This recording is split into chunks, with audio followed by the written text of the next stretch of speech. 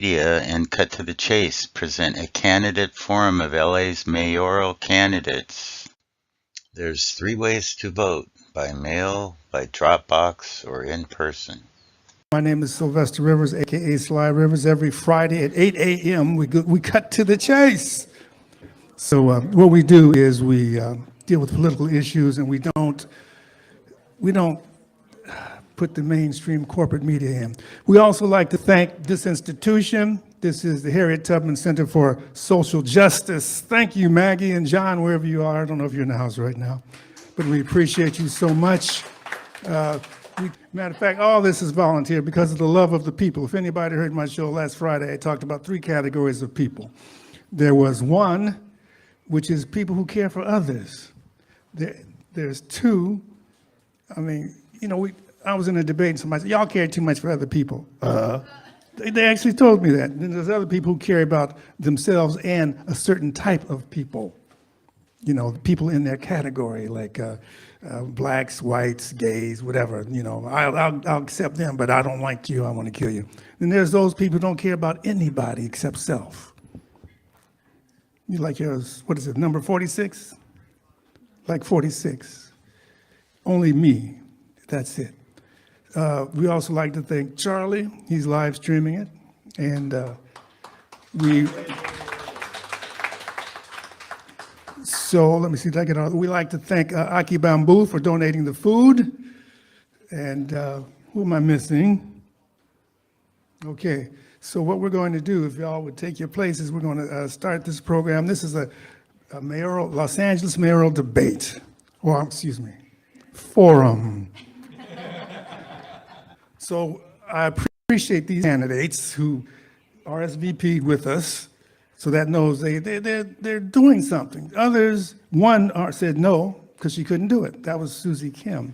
Then others just ignored us. Why did they ignore us? Because they think they got that kind of power. They think they're ahead, so they don't have to interact. They don't have to get, if I'm running and I believe in myself and the people, I'll go anywhere and debate with anybody. I'm not trying to pick and choose because they're probably getting paid. Anyway, let me introduce you to our questioners, people asking the questions. Is that a word, questioners? We got, I'll start with the lady on the right. That's Jan Robinson Flint. She's the executive director of the Black Women for Wellness. Give her a hand. Come on, son. Then we have, that's Charlie Wilkin. He's also a member of KPFK. He's doing the live stream and all kinds of stuff. I appreciate him. Give him a hand, yeah. And then we have Dino. He does a program on KPFK called The Signal. And I invited him because he does have a lot of politicians here. Not politicians, but he has politicians on his program. So I'm happy about that. So I wanted him to be part of our questioners. What I'm going to do is have the candidates introduce themselves, because on radio, you don't see them. So I want you to be able to match the voice with the name. Make sense? Yes, it does. Just say your name real quick, and then we'll go for the 2-minute thing. Yeah. Hey, I'm Brian Acosta. Thank you, everybody, for coming. Look forward to this debate. Good evening, everybody. Buenas tardes. I am Assad Al-Najjar, and I'm running for mayor of Los Angeles. Thank you. Hi, my name is Andrew Kim. I want to showcase my baritone voice. Thank you. Hey, Andrew Kim, yeah. Ooh, baby. Hey, everybody. I'm John Logsdon, running for mayor. It's nice to say that. Thanks, Sly. Thanks, KPFK, for having us. It's going to be fun tonight. Thanks. Hello, my name is Reverend Ray Huang, and I'm also running for mayor. So great to be here. Thanks. Hello, my name is Tish Hyman, and I am running for mayor of Los Angeles. I am very happy to be here. Thank you very much. Hi, everyone. My name's Andre A. Salivra, and it would be my pleasure to serve you as your next mayor for Los Angeles. All right, so how this is going to work, we're going to start. We have our timekeeper out there. Each candidate can come up and give a 2-minute overview or synopsis of their candidacy.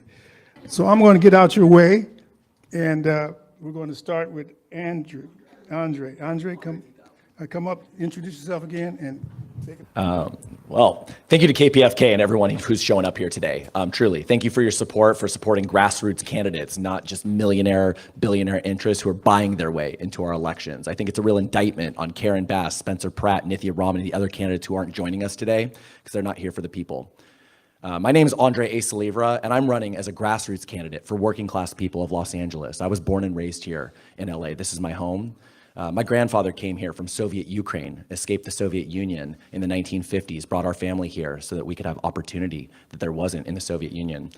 Our family struggled growing up. I was in foster care as a youth. I was bouncing between my aunt and uncles and grandparents' places. It was tough growing up as a second-generation immigrant here in LA. I was even homeless myself as a teenager here in LA at 19. But I fight. I do not ever give up, ever. I fight. It's in my blood. We're Ukrainians. We don't give up. So I pushed. I went through community college, got myself enrolled, got $3,000 in Pell Grants. It changed my life. Got myself into an apartment, worked full-time, transferred to UCLA. I graduated near the top of my class. And I had options to go to other schools on the East Coast, some Ivy Leagues. I chose UCLA. Why? Because I wanted to be a product of the public school system here in LA. This is my city. This is my home. This is who I represent. So now I'm fighting for working class people because that's who I am. Every dollar that I've ever earned is my own. I've worked for everything that I have. And I'm good at what I do. I'm an engineer by trade. I think I have the right skills, experience, and also the right just values for this job. As a working class Angelino who understands our people, who's been homeless here in the city, who understands what it's like, I'm proposing solutions that no other candidate's talking about, right? Dormitory style housing for the homeless. We're gonna convert underused commercial office spaces all throughout the city, 500 units at a time, getting people off the streets, and then creating wraparound social services, mental health treatment, jobs training and placement, addiction counseling.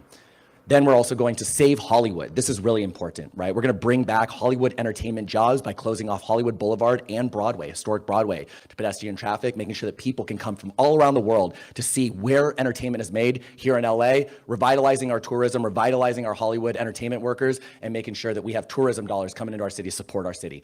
Learn more for me about 2 me at minutes. andreforla.com. Thank you. Hello, everybody. How you doing today? Awesome, awesome. First, I would like to thank I'm so sorry, KPFK for hosting this wonderful event. I'm honored to be here. Thank you so much. And I'd also like to say thank you to my fellow candidates for also being here. You guys each represent something that we all deal with every day as Angelinos. And I also want to commend you all for stepping up and running, because I know it's not easy to do this. I know it's not easy to do this. So my name is Tish Hyman, and I'm running for mayor because we are dealing with a public safety crisis, we are dealing with an affordability crisis, and we are dealing with a housing crisis as well as a trust crisis. We do not trust our government. And we do not trust our government because we don't see people in our government who speak to the problems that we are facing every day as Angelinos. I came here from New York City in 2010 to pursue a writing career and a songwriting music career, and I'm successful at that. I started a small business, and I'm successful in that, and I watched everything unravel as the city fell apart around me. This is not a reality show. This is reality showing up on our front doorsteps, and no one is coming to save us. We have to save ourselves. We have to come together. I am here in leadership to stand aside with you and fight for fiscal responsibility, to fight for public safety, because we cannot live in lawlessness and fear anymore. I'm telling you right now that we need to come together in compassion, empathy, and common sense. We need to leave the parties outside, because right now we are just humans being affected by terrible policies. You can look for me at hymanformayor.com, HYMAN, 4, mayor.com. Thank you so much. Hello, friends. I want to be able to see your faces. Hi, I'm Reverend Ray Huang, and I am running for mayor of Los Angeles. I am a mother, I am a community organizer, I am a pastor, and I am a daughter of immigrants. My family moved from Taiwan to actually Germany and then Australia and then to the US. And I was born here in the US, and my parents arrived first with 2 suitcases and a kid in a country where they did not share the same language, did not share the same culture. and struggled. And they found their community in the church. And it was in that church that I found the village that we needed to be able to support each other, because it was an immigrant church. That is exactly how I was raised, is why I'm running today. The honest truth, friends, is that we are living right now in a deep culture of fear. It is what drives everything. It drives how we live. It drives how we work. It drives how we eat and how we sleep.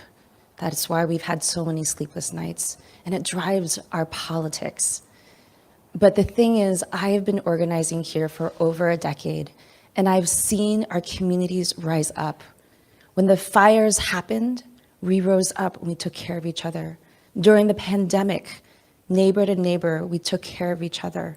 We rose up for real police accountability during the Black Lives Matter uprising, and we will continue to fight until we finally demand that those funds that are going to the police go back to the community for real safety.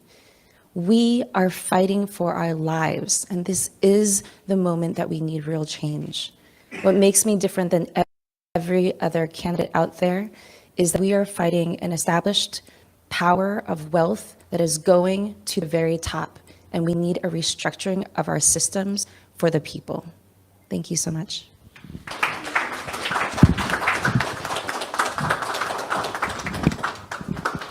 Hello, everybody. Thanks for being here tonight. Thanks, KPFK, for having us. My name is John Logsdon. I'm running for mayor of LA. I'm the common sense candidate. I'm right smack dab in the middle, and my journey to this point kind of started about 7 years ago. My 8-year-old son and I were in a park in our area, and we were in the middle of a gang shooting while we were just playing some soccer. It was an intense situation and one that profoundly changed my life. I went into our neighborhood council and immediately started getting involved. Since then, I've been a chair of the Public Safety Committee, and I've also been on the board of the LAPD Pacific Division. So not only that, but I'm a first responder with the ski patrol at Big Bear Mountain Resort. And when the fires happened last year, I was boots on the ground. I was up in the Palisades helping out. Going back even further, I was actually back during Hurricane Katrina. I was one of the first people that was called up to go with the American Red Cross. So I've seen huge disasters, both big and small. My day-to-day job, I'm a producer and a director in the entertainment business. I own a production company, and I've worked on well over 1,000 projects. I've worked on everything from music videos to live concerts to music videos and feature films and documentaries. And I've pulled permits, crew up, work on budgets. So I pretty much do everything within the business. Wear many hats. It's kind of like being a mayor, right? Trying to make everything happen, look at committees and whatnot.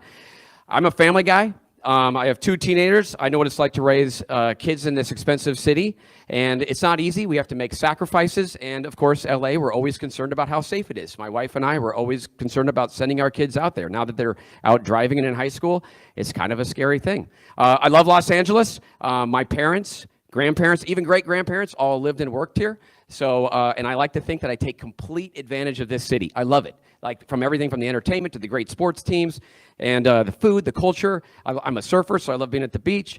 It's awesome. My priority is obviously public safety, and obviously to make this place great, we need to work on homelessness, affordability, and the entertainment business. I'm here to fight for it. Thank you.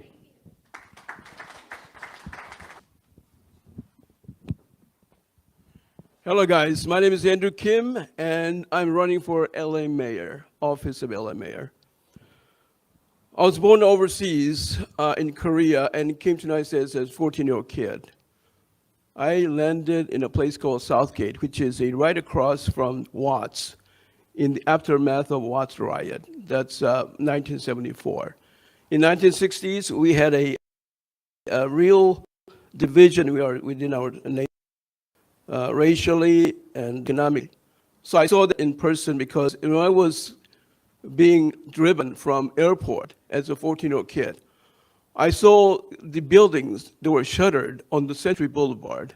Now I guess it's a Obama Boulevard, but it is Century Boulevard back then, had all these shuttered, foreboding looking buildings.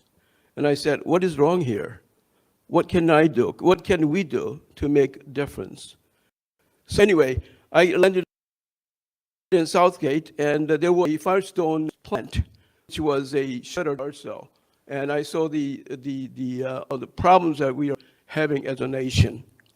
So I became an attorney. I've been practicing law for 30 years. And then I also organized or founding member of a Greater Wilshire Center Neighborhood Council. I also became the commissioner, county commissioner for Narcotics and Dangerous Drugs Commission. And also I served as judge pro tem. I think that my passion is my faith in Christ. I'm a born-again Christian. And at the same time, my passion is homelessness. And because homelessness drives me, I want a solution for all those people out there on the street at night. I'm going to start working from day one to make sure these people get the help. Thank you.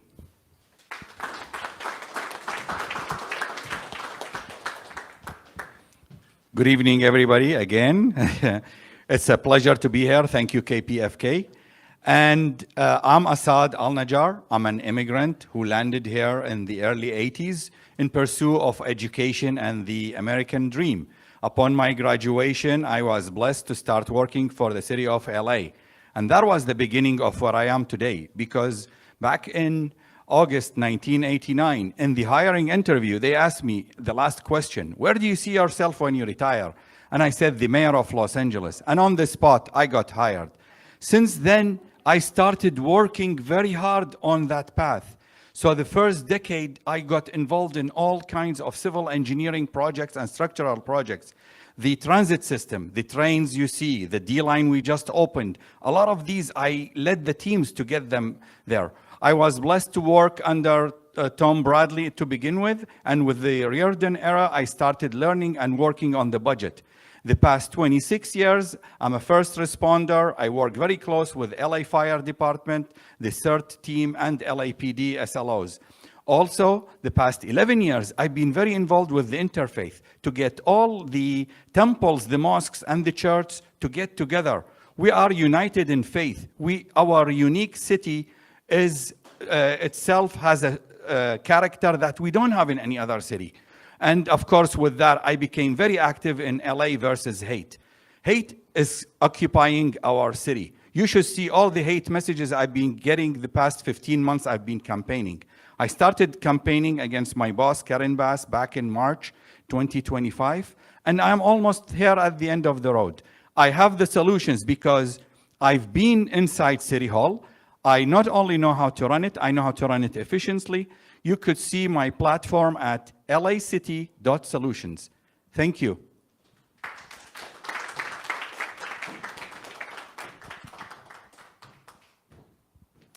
Hey everybody, I'm Brian Acosta, running for LA City Mayor. How many people in here are thriving? Exactly. I mean, Tish said it beautifully earlier. We have to be the ones to save ourselves, and that's why I'm running. My campaign is really all about setting people up for success and making sure that Los Angeles becomes that shining beacon that we all remember it to be. Because, you know, I was born here in LA. I've lived here most of my life, and I've just seen the city just completely fall from what it used to be. And so my platform is all about affordability, you know, housing, taking care of the homeless problem, and then also creating next-gen solutions for the systems that we currently have, because I feel like we're really running on really outdated systems, and so we need to be able to bring tech in. We need to be able to, you know, take that that next generation thinking to be able to create the new systems for tomorrow so that we can be successful today. And that's truly the crux of my campaign. I love this city, and you know, I plan to stay and fight, whether it's on this platform or another one. I'm not going to give up the fight. And you know, I encourage you to check out my website to see the rest of my platform at acostaforla.com. Thank you. KPFK Media and Cut to the Chase present a candidate forum of LA's mayoral candidates. There's 3 ways to vote: by mail, by Dropbox, or in person. KPFK Media and Cut to the Chase present a candidate forum of LA's mayoral candidates. There's 3 ways to vote: by mail, by Dropbox, or in person. Thank you. All right, now we're going to throw it over to our questioners. Jan, you want this is Jan Robinson Flint with the Black Women for Wellness. But at any rate, thank you, Sylvester. Thank you, Maria. So what I was going to say, and I think there are 3 mics up here that folks can answer questions with or be prepared to answer questions with. So Sylvester and I have known each other about 40 years. And we were having a discussion on El Hajj Malik El-Shabazz, Malcolm X, whose birthday would be celebrated on May 19th. And one of the great speeches that he gave was the ballot or the bullet. And he did that in Detroit in 1964, which was before the Voting Rights Act was signed. So here we are in 2026. A point of information, he did, that was the name of the speech, but he did several of those speeches called the ballot or the bullet. The one she's speaking of is the most iconic one. Go ahead. All right, so then therefore I will get to the question as opposed to the prelude since there's been. So here we are in 2026, and once again, on a national front, we are having lots of challenge to people's voting rights, right? If we look at Tennessee, if we look at Alabama, if we look at Mississippi. And when we look at California, some of us feel we don't have a challenge to people voting, but maybe we do. Maybe we have 26% of the people who are undecided about who to vote for, perhaps because folks have given up on democracy. So what do you say to those 26% of the people who are still undecided? Yeah, great question. So the first thing that I'll say is stop voting for money.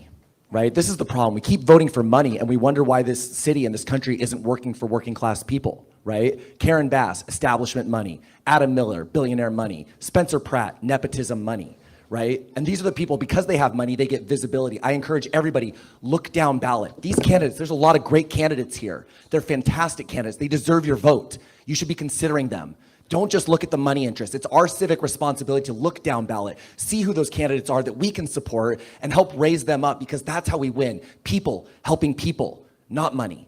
So I encourage everybody, start looking down ballot, find a candidate that you like. They're out there, and support them. Get involved. An hour, 2 hours a month makes a huge difference to any of these campaigns, I promise you. It's more important, more valuable than money. So don't give up. Look down ballot, vote for somebody who really represents your interests, and I promise you, it won't be somebody who's coming from money. So that was what I would say to the voters. Anybody else want to hit that? When you come up, just say your name before you start the answer. Andre Salivra. Thanks, Andre. Very passionate. Guys, listen, I feel your pain. A lot of people have given up on our democracy and they think our votes don't count. But I urge you to understand that they do count. The biggest thing that they did was fool us into thinking our votes don't count. Look at each candidate, read about their policies, and pick the candidate that works for you. I say to the 26% that are undecided, I understand why you're having a hard time choosing, because they're only presenting you with 3-4 choices.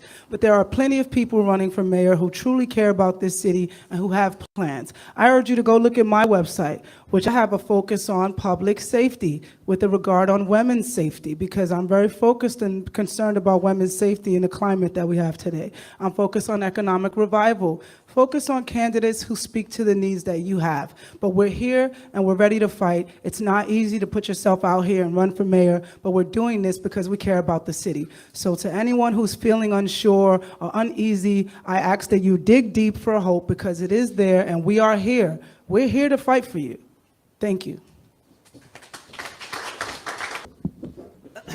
So I have a little bit of a different perspective on this. As I've been campaigning, one of the things that I've found is that people don't have the space, because we're getting hit with the war in Iran. We're getting hit with affordability. And so one of the solutions that I offered is something I'm calling the LA Now app. Earlier I forgot to mention I have 2 decades experience as a creative executive, working in tech and film and various other industries in the city. So I developed this app. And so one of the things of the app that I think is great is that it gives the space for it. Because how many people here could have shown up if we actually had push notifications on something for like a town hall?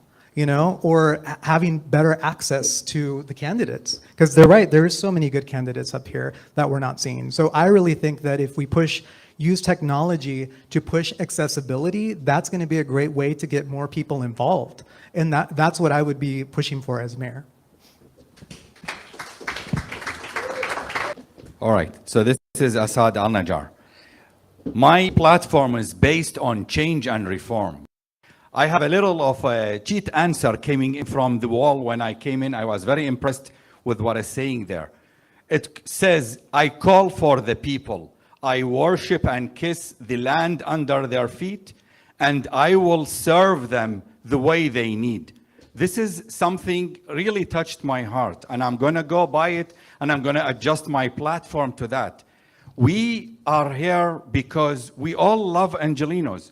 We are here all to serve Angelenos. We have a failed mayor. Yes, I see her every Monday and Friday, and believe me, if she listens to 1 in a million of what I say, she wouldn't be in the boat where she is.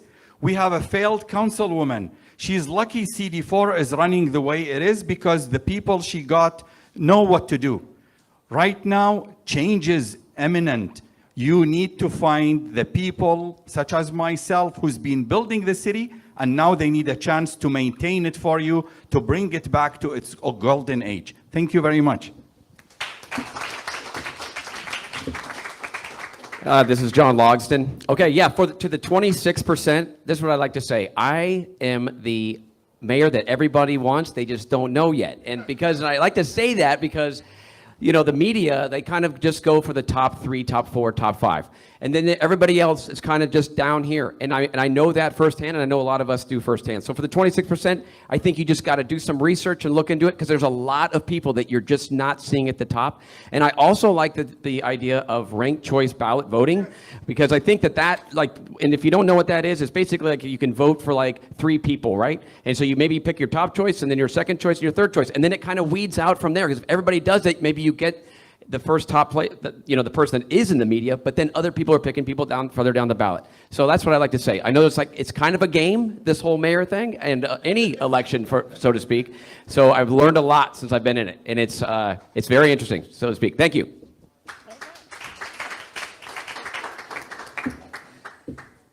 I want to give a kudos to those 27% who I think is a very independent-minded, and that's what it takes. We want people who think for themselves and make a decision based on their own study of the issues and the people they vote for. And I want to give a good applause to them. I want to say that this is we have a historic opportunity at hand. And it's good that we are so many undecided voters. Because if you vote for those 3 others, unfortunately, I never saw them in the same podium or place ever. So I don't know where they are. I never saw them. I don't think I'll see them, in a few days before the voting take place. So I want to say that that my passion is for the homelessness, and it's recovery first instead of the housing first. We have a problem. We're going to have the same problem 4 years ago if we elect the same people. And we're going to have the same people shouting there's a crisis, our city is going down, there's going to be emergency declared from the day one. We're going to say the same thing after 4 years. So we applaud those people who are still undecided and make a decision based on your own study. Make sure that you make your own independent decision. Thank you.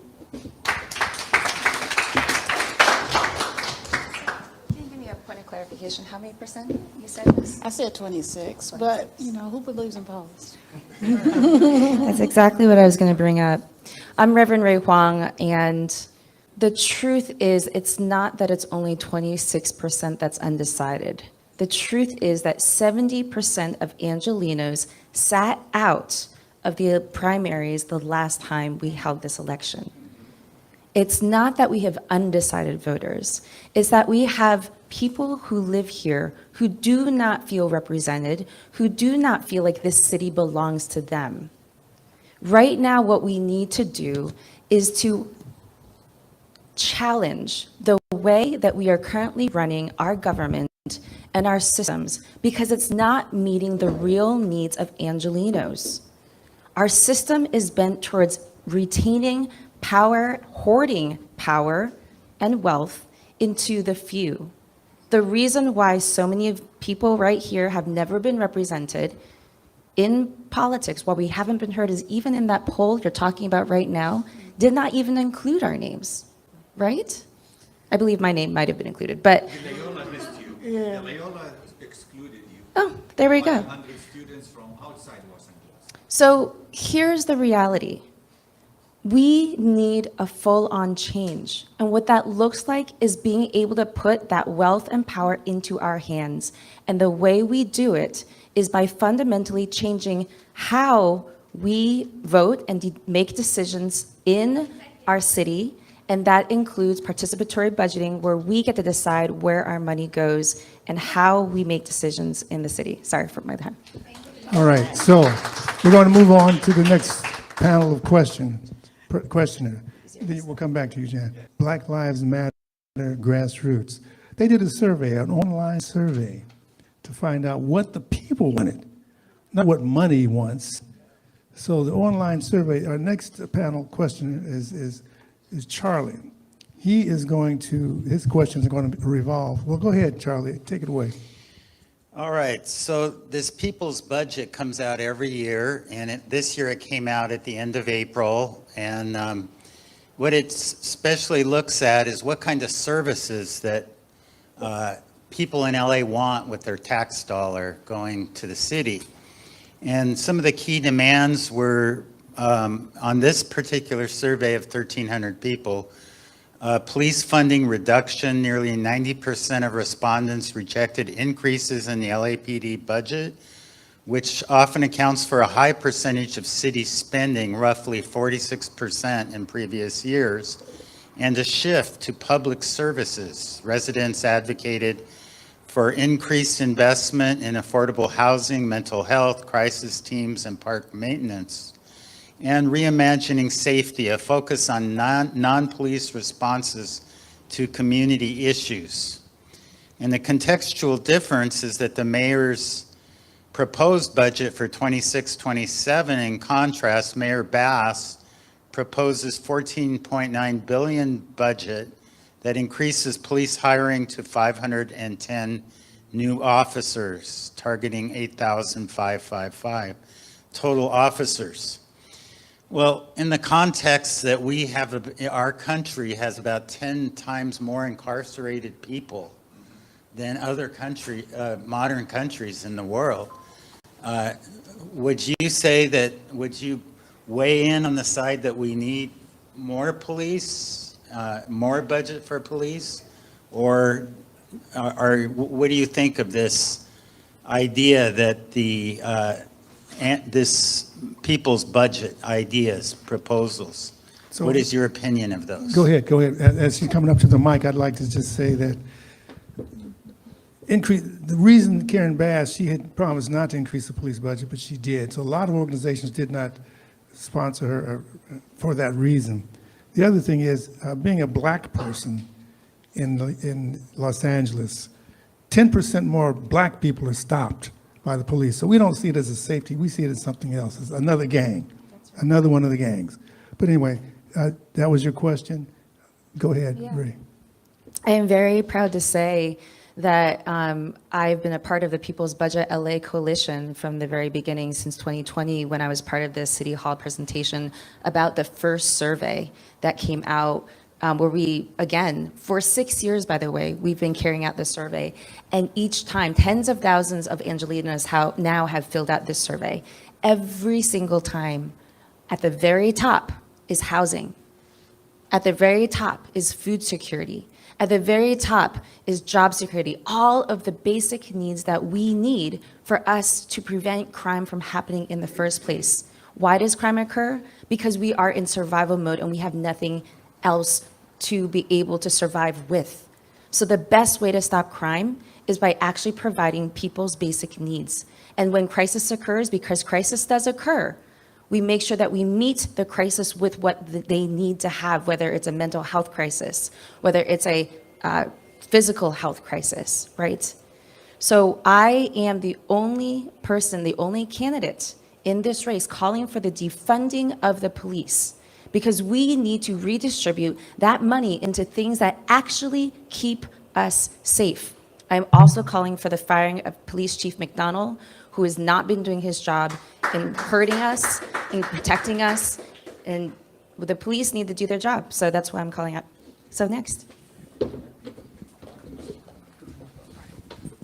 Hello, I'm John Logston. So a little bit of a yin and yang with that, but I am like for public safety, and I actually think that we need to have more, like our police force needs to be up around like 10,000. So we are way behind like Chicago and New York, and we have a much bigger geographical area. So, but here's the thing. Technology has been a force for good as far as this, because the accountability of like even having body cams, I know people are worried about like cops pulling people over and actually doing stuff that like has gotten them in trouble in the past, but I think accountability with the body cams has really driven that down. And that's the accountability that we need. Also, I am 100% for having interventions with people that are out, that aren't needing cops. So like this circle team, for example, which goes out and when there is an issue that doesn't call for force like police, you know, then that's the kind of intervention that we need. That's where some of our money should go. So that's where I feel about that. And like, I think what we need to do with all the Olympics, the World Cup, and just how much happens in this city, we just need to make sure that we have a good, solid police force. Thank you. Good. John saved me a lot of the argument. He already said it. Because he is like me. We're first responders. We work close with the LAPD. Look at it this way. I mean, with due respect to all the candidates, I'm the only candidate that actually works on the balance. None of the mayors that I served under, the 6 mayors except Reardon, did actually understand and look through the budget and understand the budget. Our current mayor has no clue what the budget looks like. Her 9 deputies are totally incompetent to know what's going on. It's very simple. We have a balanced budget in a way, but the net balance, when you come to the police, the capital expenditure versus the operational expenditure, that's where you lose track. And all of a sudden, you have overstressed officers sitting home. So your actual officers serving is down in the 5,400 versus 87 on payroll. And all this has to do that on day one as your mayor, I will audit the budget and fix it. I can fix it. Not only that, I'll use only 80% of it, and 20% will be as unforeseen condition or for the next mayor, or like the 2 colleagues here who deal a lot with the IT budgets, they use it for other stuff. Thank you. Next candidate, and you have 30 seconds to respond to something that you don't agree with. So feel free to do that. So for this issue, I think the conversation is like take away money, add money. I think it's actually just reallocating the resources we currently have. Replacing the police chief, having a police commission that actually reflects the views and wants of the people, so that they can have better oversight over people that are doing the bad actors, and then also having good things for the good policing, because there are good cops. So I think that we need to be able to reallocate resources appropriately and be able to have just a better accountability over the police force, and a police chief that actually reflects that as well.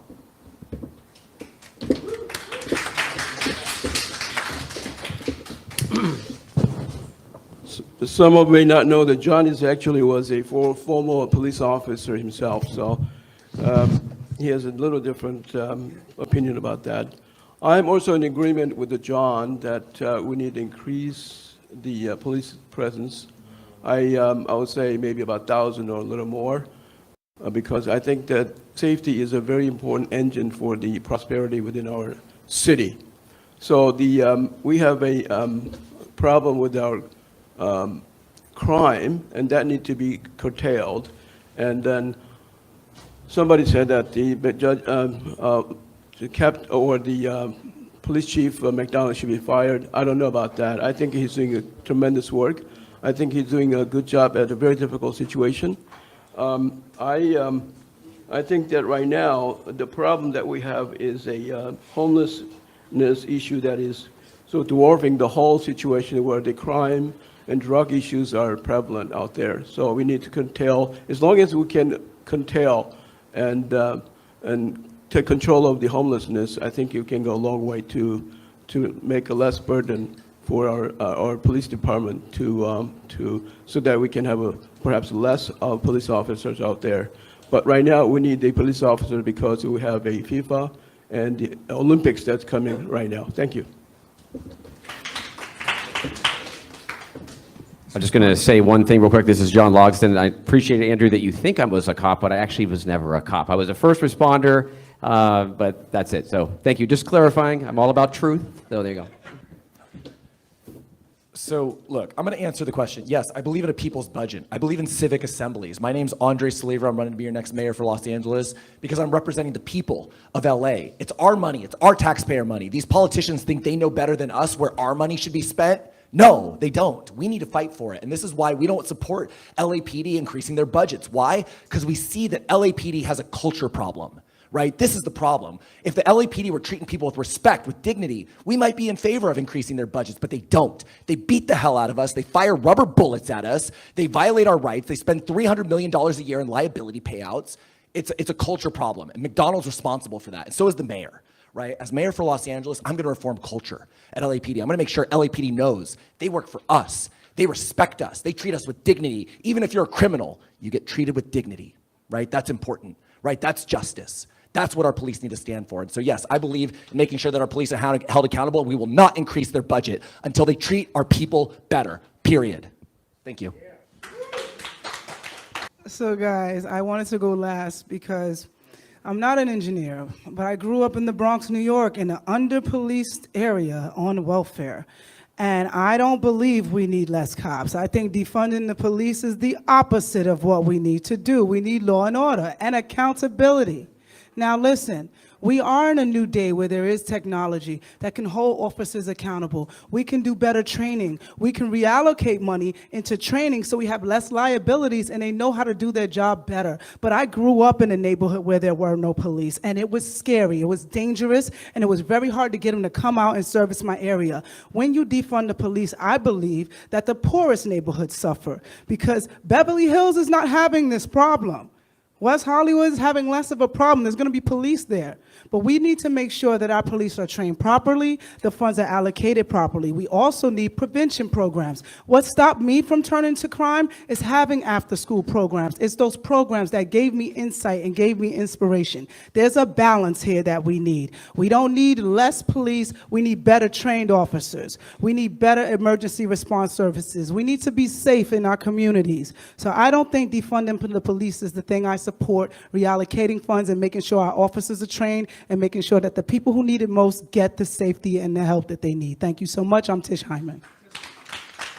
Just a clarification, it's not to just defund the police, it's to reallocate the money so it goes to other things. In terms of reallocating the money, here's the thing we also got to understand about LAPD, right? Is that right now, LAPD, the average police officer makes $80,000 to $110,000 in their base salary, and they make another $20,000 to $50,000 in overtime, right? And the reason for that is because they don't want to hire more police officers. They like when there's fewer officers so they can raise their overtime. We need to cap overtime. That's a big part, I think, that we need to start talking about. You shouldn't be able to make double your salary in overtime, and that, I think, is an important thing in determining how we're reallocating the police budget. Everybody, right? Everybody went? KPFK Media and Cut to the Chase present a candidate forum of LA's mayoral candidates. There's 3 ways to vote: by mail, by Dropbox, or in person. KPFK Media and Cut to the Chase present a candidate forum of LA's mayoral candidates. There's 3 ways to vote: by mail, by Dropbox, or in person.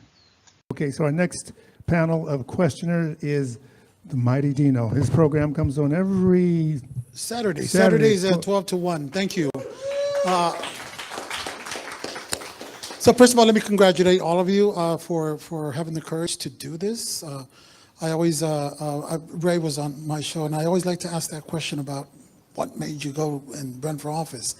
So props to you all. I want to give a little context to my question, and this is going to speak to you all as you face the challenge of one day becoming a public office holder. And that's this. Around 2010, the city of Los Angeles, the county of Los Angeles, started picking up the dubious distinction of being the wage theft capital of the nation. Today, the city, the county of LA, is still the wage theft capital of the nation. On average, $28 to $30 million are stolen every single week, a majority of which is impacting immigrants, other migrants, women, people of color. For the last 15, 16, whatever years, every new wave, every new generation of elected officials, especially those that come in with the passion, with the drive, with the dedication, the determination to make changes. As somebody who's worked in public policy for as long, 30 years, this has been one of the issues, full transparency, that I've been a part of. And in the last 3 years, we've been looking at possible changes all of a sudden. For the first time, it's 2010. And then 3 years ago, we were told, budget, we're not going to be able to pass these changes. A year later, budget, we're not going to be able to pass these changes. And all of a sudden, I found myself saying to my colleagues in the public policy arena that I work in, yeah, we're going to keep going as the wage theft capital of the nation. Here's where I'm getting at. Many of the folks who came into office since that dubious distinction in 2010, we've had 3 mayors, Villaraigosa, Scarcetti, and Bass. We've had dozens of council members, some that turned out, new ones that came in, some won, some lost. And again, every once in a while, you'd get somebody to say with passion, that's going to change under my watch. And here we are, 2026, and we still hold that distinction. At some point, everybody who previously said, I'm going to make that change because that's ridiculous, came up against one universal truth. You're walking into a system. I think it was Ray who said, we need to change the system. But once you go into the machine, Assad, you find out the reality, and I've heard it firsthand from elected officials who've said, it's not as easy as I thought it was going to be. You have to play politics. And here's my question. If and when you all get elected, how will you mitigate that reality? Because every step of the way, as we campaign, we have promises, we have realities that we say, look, this is what we need to do. And you walk in there, you realize the system hasn't changed whatsoever. You are walking into that system. So my question to you all is, how do you mitigate that reality? You, after all, will become at that point a politician. And you will have to negotiate. And you will have to come to, what is it, not collaborations, what's the word that I'm looking for? Compromises. You will have to compromise. And you will look back and say, okay, Dino, maybe we might not be able to address that. And what do you say to the constituents then? So I just kind of want to put it out there because I think this is the reality. In my experience in public policy, almost 30 years, I've never not seen this happen to some degree or another. What do you say to that? Sorry I took long. Dino, I'm so glad you asked that question. By the way, this is Ray Huang. Because here's the thing. This is the reason why I'm running the campaign as we are is because I'm a community organizer. For us, this has never been about the moment. This has never been about just getting to November. This has always been about building a movement that is lasting. Every single person that has been touched by our campaign that we bring to volunteer, we actually organize them. We train them in organizing 101, and we organize them to organize their neighbors, who organize their neighbors, and organize their neighbors. I'm proud to say we have, I believe, now over 30 neighborhood captains across the city who are organizing their whole neighborhood. We have 99 neighborhoods, by the way, in the city of Los Angeles. So that way they are organizing their neighbors, canvassing, learning political strategy, learning how to power map, learning how to carry out house meetings. So that way we understand that we're building something far bigger. The goal of my campaign has been, one, to be able to bring faith and hope and belief that things can change. Because if you feel in despair, you will not participate. And we need people to be able to participate and feel like they're full partners in the city. The second is to be able to bring them into this organizing movement, connecting them with different organizations on the ground who are moving power. Number three is to give them solutions, real solutions that we have been acting upon, such as the participatory budgeting process, which is part of my platform, which is social housing, which is fast and free buses, which we've already done before during the pandemic, which is a public bank. These are the ways that we can fully transform a system that needs to be changed.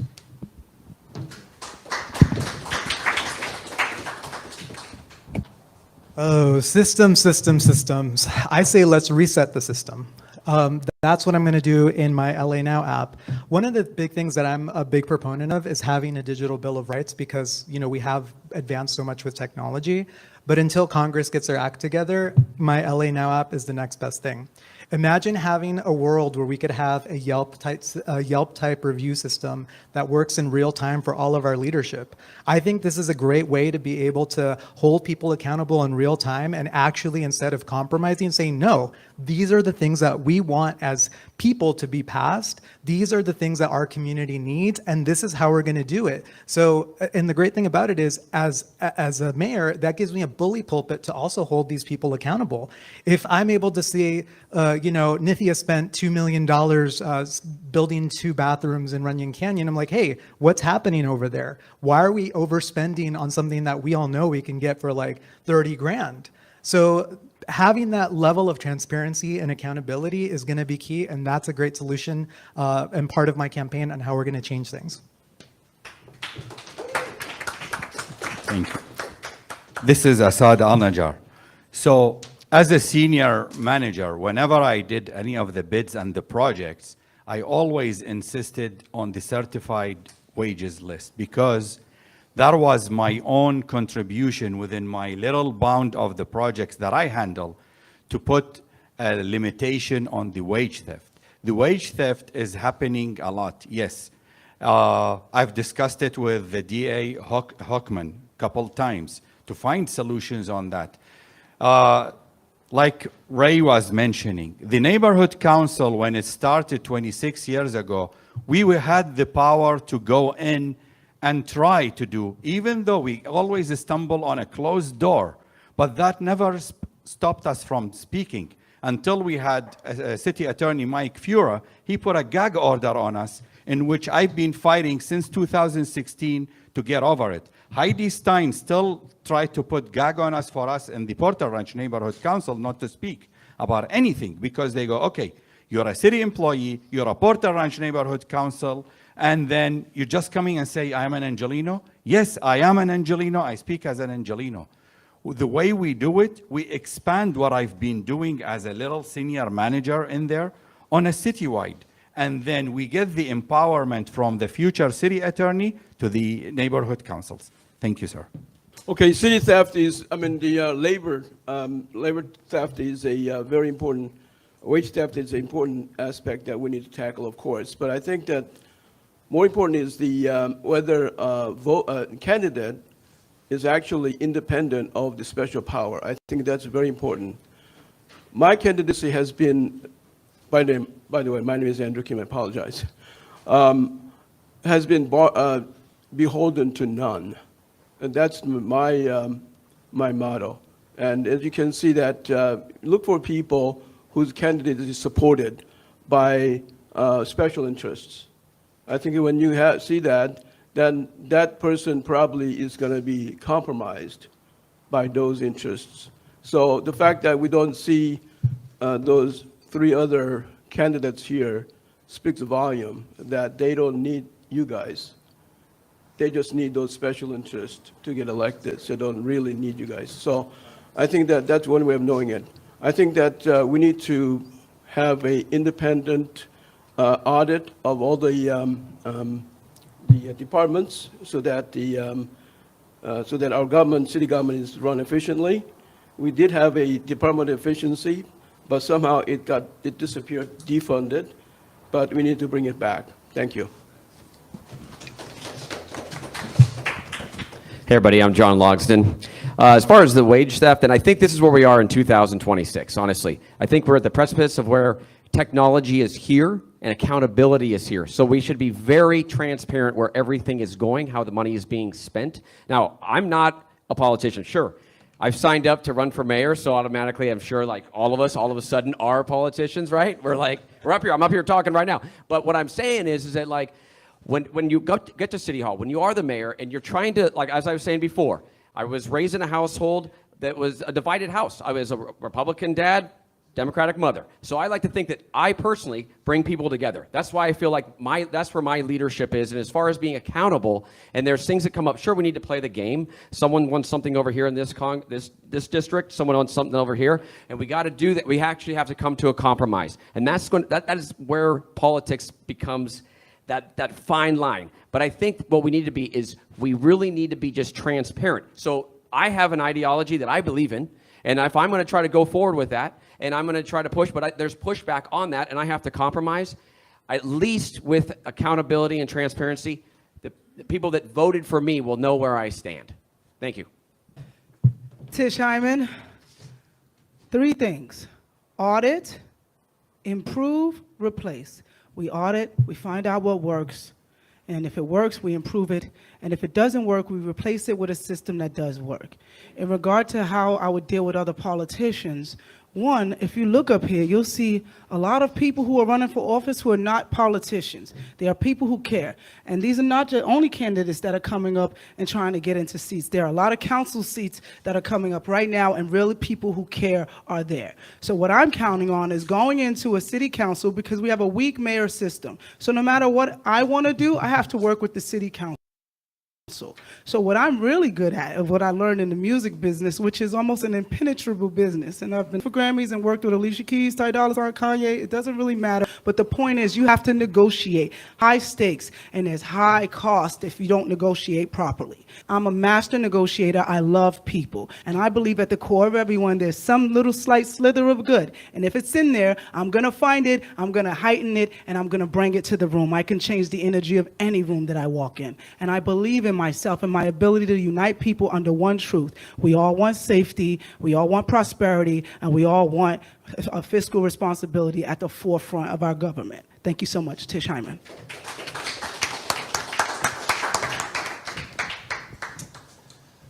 Thank you. My name's Andre A. Salivra, running for Los Angeles mayor. So, wage theft, it's a problem, right?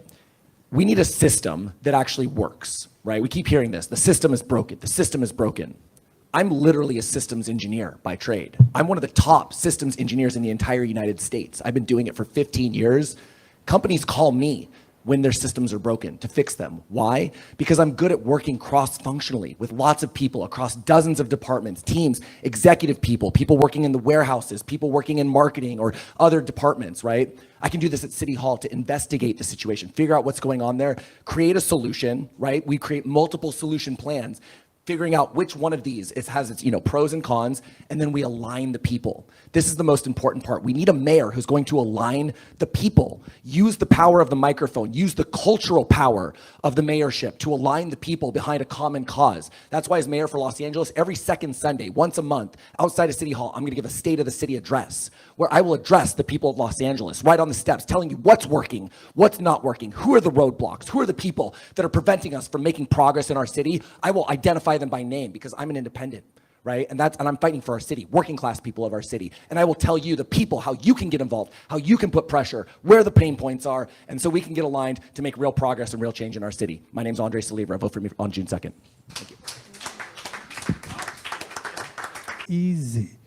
But I want to look at the question of safety. Now I want to ask a couple of candidates who had opposing views to come up with the policing thing and redoing the budget. I think you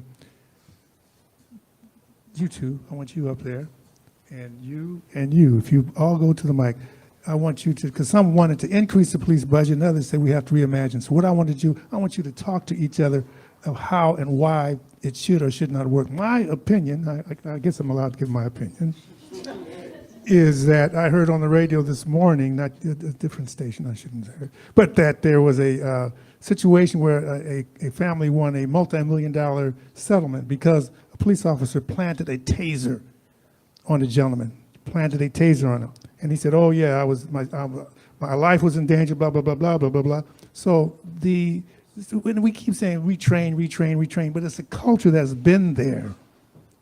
Like when Dino talked about the system, that system has been there and has not been kind to just the grassroots people. It's been kind to the people with the money and in power.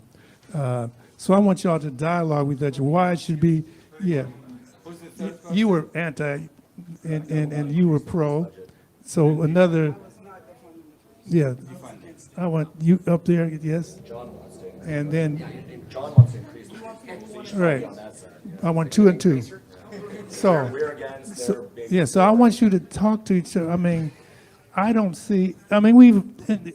think studies have shown that more police does not stop safety. Right. And then we have to look at the reality of it. The reality is that the police put drugs in the black community. Right. And, we have to look at this. I want y'all to dialogue about that. Yeah, so I'll go ahead and lead off on this one because I honestly think that. Great, awesome. So, look, as I've said before, there's a culture problem at LAPD. My name's Andre Saliva, running for LA mayor. There's a culture problem at LAPD, right? The fact that some of these officers would even do this, it's despicable, and it's a fireable offense. But the problem is the police unions protect them, right? They're protecting the bad cops. They're protecting each other because they see themselves like a brotherhood. We need to make it expensive to be a bad cop. I'm actually personally in favor of professional liability insurance for police. We're gonna stop paying for the liability payouts of our LAPD. When they commit infractions, when they're violating our rights, when they're hurting people, it's gonna start coming out of their pocket, right? We're gonna make sure that they have to buy professional, and look, we can even give each one of them $5,000 a year. Go buy your insurance. If you're a good cop, it might only cost you $2 or $3. If you're a bad cop, it might cost you $10, $20, $30,000 a year to be a bad cop in LA. And that needs to be known, because then the police unions can't protect them. Then their own pocket is gonna hurt. And that's how we're gonna fix this situation. Okay, so basically in any entity, there is the good, the bad, and the ugly. For me, being an immigrant, in the 80s, my first encounter with the police was like, hey, camel jockey, why are you speeding in your car? And it's like, okay, camel jockey, where did that come from? Or then after the September 11, I'm up to date, I'm labeled as the terrorist, the Arab terrorist who's gonna blow us up. And even if you got now into my Instagram, oh, what are you gonna do? You're gonna recruit more terrorists? Is the culture, not only the LAPD, it's the whole city culture. And it's not only, the BLM is not only Black Lives Matters, it's Brown Lives Matters too. Because we are in the same category. The Arabs, the Latins, the Hispanic, the blacks, we are all in one pot in which our rights are gone. I'm for balancing. You see, there is net balance. Look, we cannot have no law or an order. We need police force for speeding, for safety, for whatever is going. Look, the crime, whoever is doing the crime can be any color. Who's ever selling whatever it is, who's ever stealing, can be white, can be brown, can be black, can be anything. So you need a system. I'm for balancing it. We lost the civilians. John and I volunteer so that we fill in some of the work. Oh, okay, I'm sorry. I thought it's an open discussion. I wish, yeah, okay. Sorry, I'll give it to John. Ray can go first. Okay, we'll just go. Sure. I mean, the thing is, the history of the police, where they come from, is from slave catchers. Right. That is the history of the police. Who are the police protecting? What is the police trying to protect? Anybody know it there? Private property. That's right. Capital, private property. So if the police is meant to serve people, they're not, that's not what they were meant to ever do. That is the history of police. And we've seen it here in the history of Los Angeles, how corrupt, how historically racist classist, homophobic, transphobic, all the sexist, all the things, you could name them, right? And so what we need to do, what Black Lives Matter is inviting all of us to do, is to reimagine what real public safety actually looks like and feels like. Because the Black community, out of all of our communities, including the Indigenous community, we are the ones under threat. They are the ones dying on our streets. And so in what way do we have a gang, an office, a department dedicated to killing our own? You want to talk about real safety? Let's talk about the fact that we have less police officers than we've ever had, and we have lowered homicides. Crime's down. And we're still increasing our police budget. Why? Because the Olympics are coming here, and they're here to protect the capital and the power and the wealth of those who come and see us, this city of ours, as a playground. Well, enough is enough. Let's reimagine what real public safety looks like, and that means having people's needs actually met. And real quick, I just want you. Okay, please Well, applaud. okay. That's great. Please Does applaud. it work? And I Okay. really, real quick, I just want to add real quick to that. She identified something that's really, I'm just going to add a quick second, something that's really important. We need to make sure that there's also an educational component, mandatory education, right, for our LAPD, because let me tell you, 2 times so far on this campaign, while I was flyering in public, doing my First Amendment right, LAPD cited me. I was cited by police officers twice because they don't even have enough education to do their job. So I think that's important too. Here's the thing. This is amazing. Sly, thank you for having this. What's that? Oh, yeah, I'm John Logsdon. But thank you, Sly, for having this little discussion right here. Okay, we live in Los Angeles, right, which has the crazy history of the LAPD and police. Probably out of anywhere in the world, maybe, right? So here's the thing. I wish there was no cops. I think we all do. None, zero. But unfortunately, we do need law and order because there's people stealing stuff. There's things just going on. I wish it was just all kumbaya and love and butterflies, but it's unfortunately not. And so we definitely need law enforcement. Now, I am all for, like I mentioned earlier, for having like when not everybody needs to be doesn't need to be a badge that shows up every time there's an actual incident. It could be somebody else is coming in like a negotiator that makes things happen. Like I mentioned, the circle team. But we still definitely need to have police in this society in LA. One day, maybe way down the road, we will get back to where we need to be, and we don't need police. But right now, we do. Thank you. Yeah, I think, Ray, I think you belong in Soviet Union. With all respect. And this is Andrew Kim speaking. I think that right now the fundamental part of American tradition is life, liberty, and property, private property. Yes. And all races have a private property, not only whites or Asians. And we need to protect them for the well-being of a nation and of our city. I want to hear what. Yeah. Well, let's move forward. First, I have to say the Soviet Union doesn't exist anymore. It got dissolved. But I wanted 2 and 2, so we're going to move forward. Can I just jump into one really quick? As the only Black life on the stage, please? Because I hear this word and I hear these things that I'm like, okay, interesting. Listen, guys, I understand that there has been police brutality. I grew up in the ghetto. I do understand what we're saying.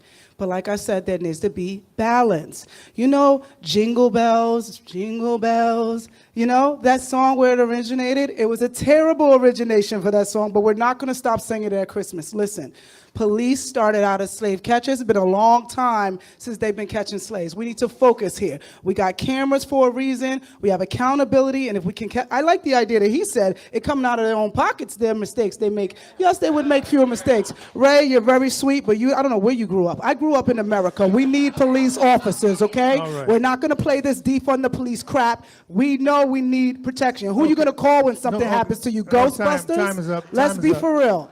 Okay, let me do clarification. Let me do a clarification again. They're not saying defund the police. They're saying reimagine, rechannel the money to other things that might work. Now, at this point, I want to see if anybody in the audience has a question. Name, if you'd like, and your question. Certainly. My name is Philip Walker, and I do want to thank, I actually know a lot of these people too, and thank you all for getting up and really standing up for your city. And I do want to say that first and foremost. We may all disagree, but we all agree that we love this city and that we're here for it. And I know that you all have worked hard. Like, I've seen you all work hard. So I want to say that first and foremost, and that's very important. And your question. The thing that thank you. The question I want to ask too is, like, the point becomes this: like, some people need protection from the police. And I want to actually give you an anecdote from 2020 when I was actually involved in the protests in Santa Monica, and I literally watched platoons of police run past looters with buckets full of shoes to beat the living crap out of protesters. My question becomes, can people actually acknowledge that there is a problem with policing, that this country was built to oppress black people, that the slave catchers, and yeah, there are still slaves, to be clear. Look up the 13th Amendment. So can people actually acknowledge that? And they talk about this and that and Brown and all of that, but can you actually acknowledge the way that this country is constituted to keep people of color and black people down, to brutalize them, and to cloak it in wording like safety, like law and order? Can you acknowledge that? Okay, here we go. My brother, I definitely make me hear work. you. I have to edit it out. I don't want to do no I editing. can acknowledge that, yes, there has been police brutality. My brother was beaten nearly to death in the 90s by the police, not at a protest, just in his neighborhood. Things happen, tensions rise, things get out of control, but there's no reason to paint the whole entire brush. We need the police. They need better training. They need accountability. We need to hire, more diverse people to work in the neighborhoods that maybe they grew up in, so that they actually know how to deal with the people. There's got to be balance, my brother. We cannot say that we don't need police because something happened. Okay, It's happened. It's time to move on and move forward together. I'm going to interject We're a here. community. I'm going to interject here. I think you answered his question, but he's not saying that we don't need police. We're saying KPFK Media and Cut to the Chase present a candidate forum of LA's mayoral candidates. There's 3 ways to vote: by mail, by Dropbox, or in person. all right, here we go. We have 2 more questions, 3, and then we'll get to closing comments. 3. Yeah, I said 3. Okay, good afternoon to all the candidates. And I've heard a lot about homeless problems here in the city. My question is, as mayor, I don't know if you have the ability or authority, but someone like me, I'm retired. I've worked for 40 years. I'm collecting my Social Security now. Where can I find affordable housing so that I don't become homeless? Because the average price of a home here in Los Angeles is well over $500,000 or $600,000. That is out of my bracket. So where or how would you address affordable housing so that I'm not a drug addict, I'm not a criminal, I don't have a record, and all the issues about homelessness have been about someone that is not like me? Thank you for that question. Brian Acosta here. So I think it's a layered thing, because right now also what's happening, why, when people become homeless that are, working individuals, because there's a lot of people that are working poor, it's really hard to get back into housing because it's so expensive. Who has $8,000 off, just to get into a place? So one of the things I want to do is I want to have a layered system where people can, if you're a good renter, maybe you only pay the first month's deposit, you're able to just access a home more easily.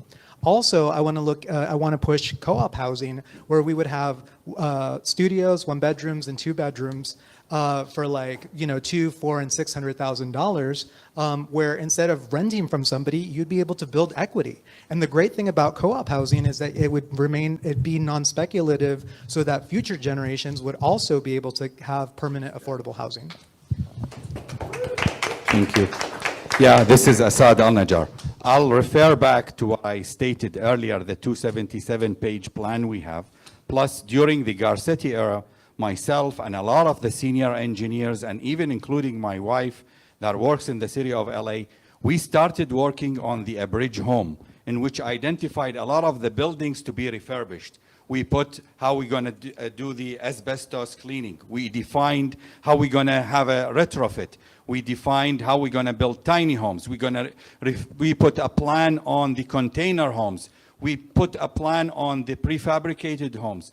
Everything was going in. We have budget. The city of LA has the money. Right now, it's wasted left and right, and nobody knows where. I know where it's wasted. I know exactly. There's like a $400 million disappeared, and I keep asking my boss, hey, Karen, where is the 400 million? And it's like, get out of the room. You don't belong here. No, really, we have it. We can do it. It's got stopped. Garcetti used COVID to stop, but then now, with me, I know where it is. Day one, implemented. I fire all the deputies and all that. I have a great team here. They are ready. We are all, look, maybe one of us is gonna be the mayor. And whoever it is, we're gonna work collectively together because we complement each other. Thank you. Thank you, Assad. And yes, it would be my pleasure to work with any number of these people here. Truly, Assad's fantastic, but everyone here has smart ideas. And my friend, your question resonates with me. I was homeless here. I've been homeless here. Even now, after I've made it, whatever, I still rent. I've rented my whole life. I've paid $300,000 of money that I've earned to landlords. I own nothing, and they want it to be that way. The solution, social housing. We need to improve social housing. Every other modern country around the world has some amount of large-scale social housing. 40, 60% of people live in social housing, dignified social housing, right? We make it a priority, right? So it's not a speculative asset like Bryant was talking about. So it's something that people live in, working class people. We don't have to worry about their rent going up despite the economy struggling, which is happening right now to everybody in our city, right? We need more social housing options. So that's why I'm promoting public dormitories, right? For the lowest, most vulnerable, with even single room occupancy and even places to move you up. And then I want the city of Los Angeles to buy apartment buildings, own and operate those all throughout the city. Social housing options where if maybe you're a city employee, you could get one of those. And they're nice, they're dignified, they're modern, they're new. But we need our government everywhere, not just here in LA, but around the entire United States to start investing in social housing for the people. Thank you. I agree. So we often talk about housing and homelessness as two different things, but the reality is they are two sides of the same coin. And the antidote is permanent affordable housing, and it is through social housing. I'm proud to say that I've been working on social housing for the last 6 years of my career. I have helped pass a statewide bill that is a study bill on social housing in the state, so we can identify what strategies and solutions we need for the state to be able to build out the infrastructure we need to expand social housing in the state of California. I sit on the advisory committee of the state, and over the last 6 years, I've been also supporting our Measure ULA, which is now revenue for social housing, which is right now being under threat and under attack by Mayor Karen Bass and also Councilmember Nithya Raman. And we need to be able to ensure that we are protecting Measure ULA so that we can continue to use the $1 billion of revenue that will continue to expand to build housing. And let me tell everybody, because this is a conversation right now, ULA has not hurt our supply. In fact, we have had more apartments built over the last year than we ever had before, and we're going to continue to do that. So we need to expand social housing, and that is actually how we're going to be able to stabilize our own Angelinos to have housing. By the way, also tenant protections is something we need, so I'll plan on co-sponsoring a bill to repeal Costa Hawkins. I want to answer his specific question because his question was about him as a man who's aging and living off of Social Security.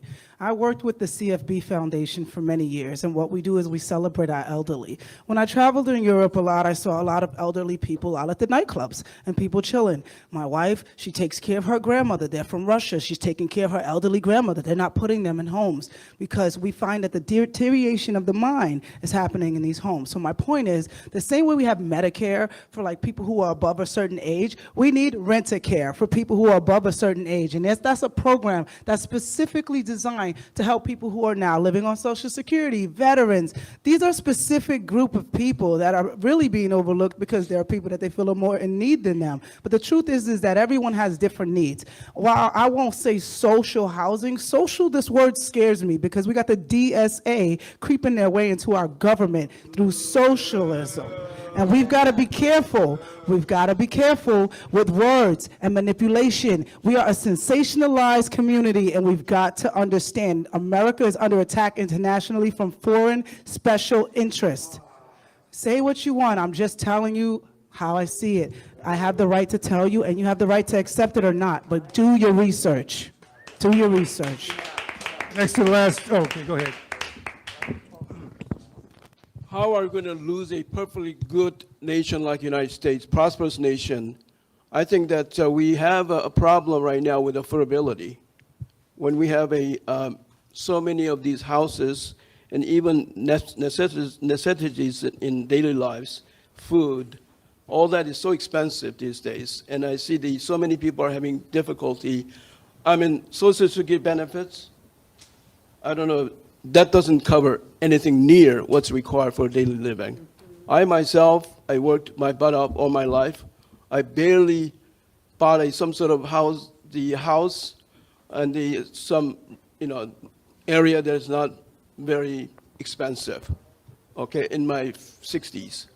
So it is what it is, but we need to get this thing in control. And then we want to make sure that our housings are affordable, and then we want to make sure that the permits are streamlined, so that more houses are available for average people. And I think that's how we prevent a perfectly good society like ours from falling. Thank you. Hello, John Logsdon here.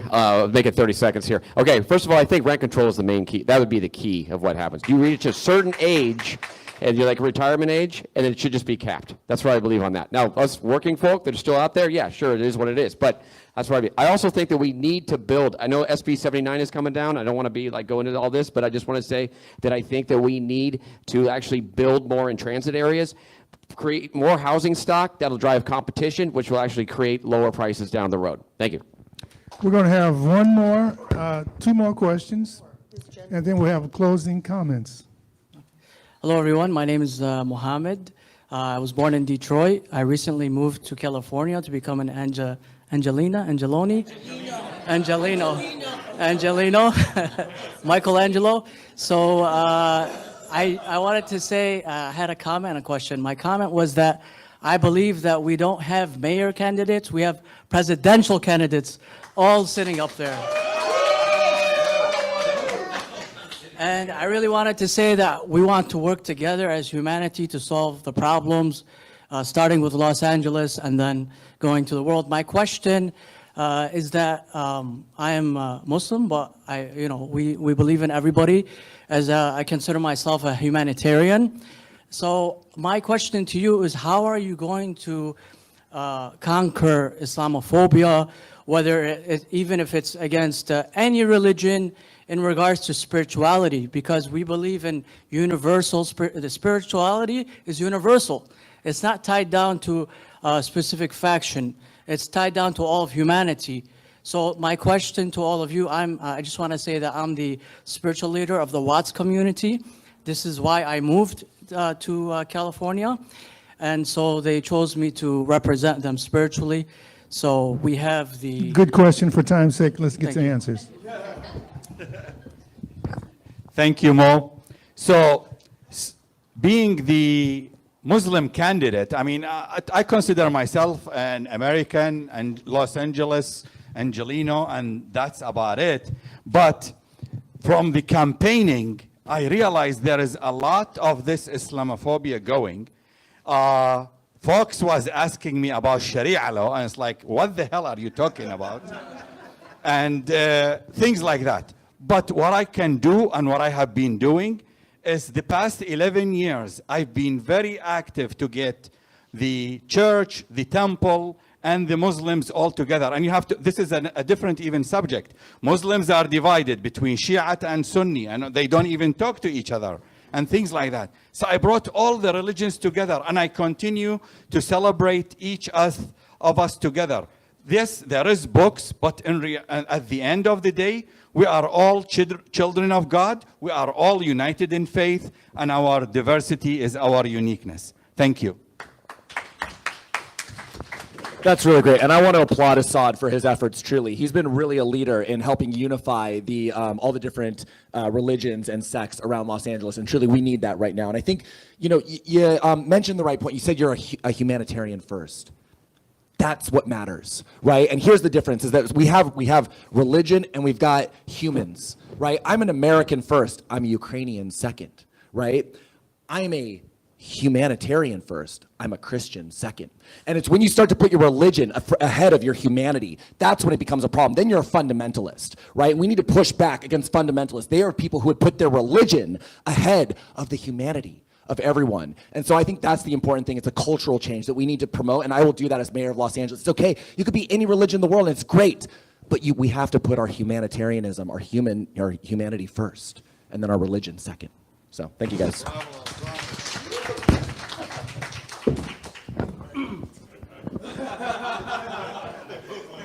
My name is Andrew Kim, and I want to remind you that there's a way to tell the good religion from bad religion, okay? You see the fruit of what they're teaching, the fruit of their product. You see the product, if it's good, 9 times 10, it's good religion.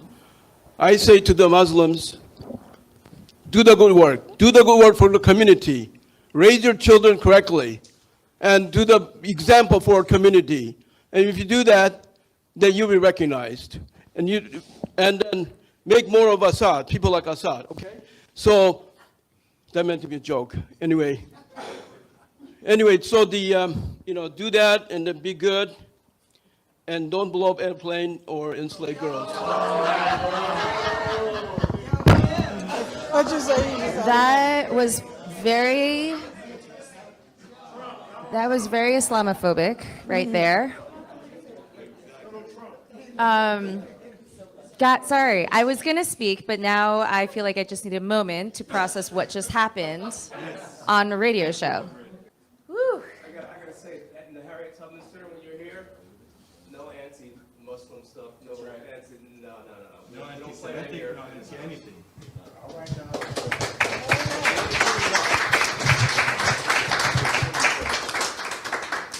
There's no such thing as good religion and bad religion. There are people of faith, all of us. Whew, sorry, I am still processing, y'all. I am a pastor, and I have been working my whole career around bringing different faiths together, whether you are somebody who considers yourself a person of faith or not, to be able to figure out where and how we are moving to build and to challenge and to change this world together.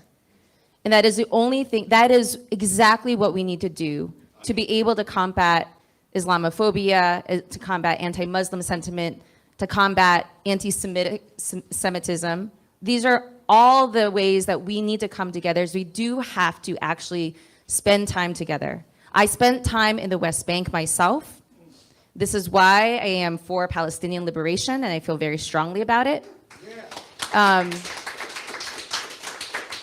And so the ways that we can be able to bring ourselves together is that we have to actually create third spaces. And this is why actually something like fast and free buses, I actually see as a way to be able to bring our communities together, as well as creating more opportunities to continue to build with our faith communities to solve our problems. And so I've actually been very active in this for a long time, working with Clue, working with LA Voice, and I will continue to do that as a mayor of Los Angeles.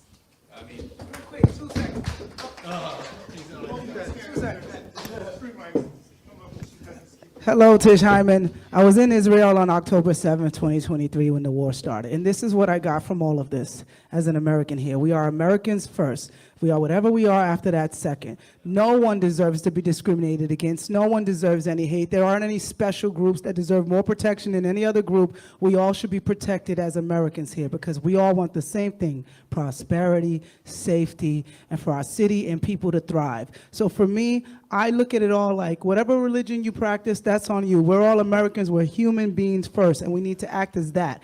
Even with the parties and political, we're human beings first. We need to get back to humanity. That's my thoughts on that. Thank you so much.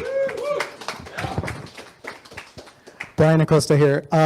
So as a tech person, I actually think that because technology has evolved so fast, right now what we're feeding is the algorithm.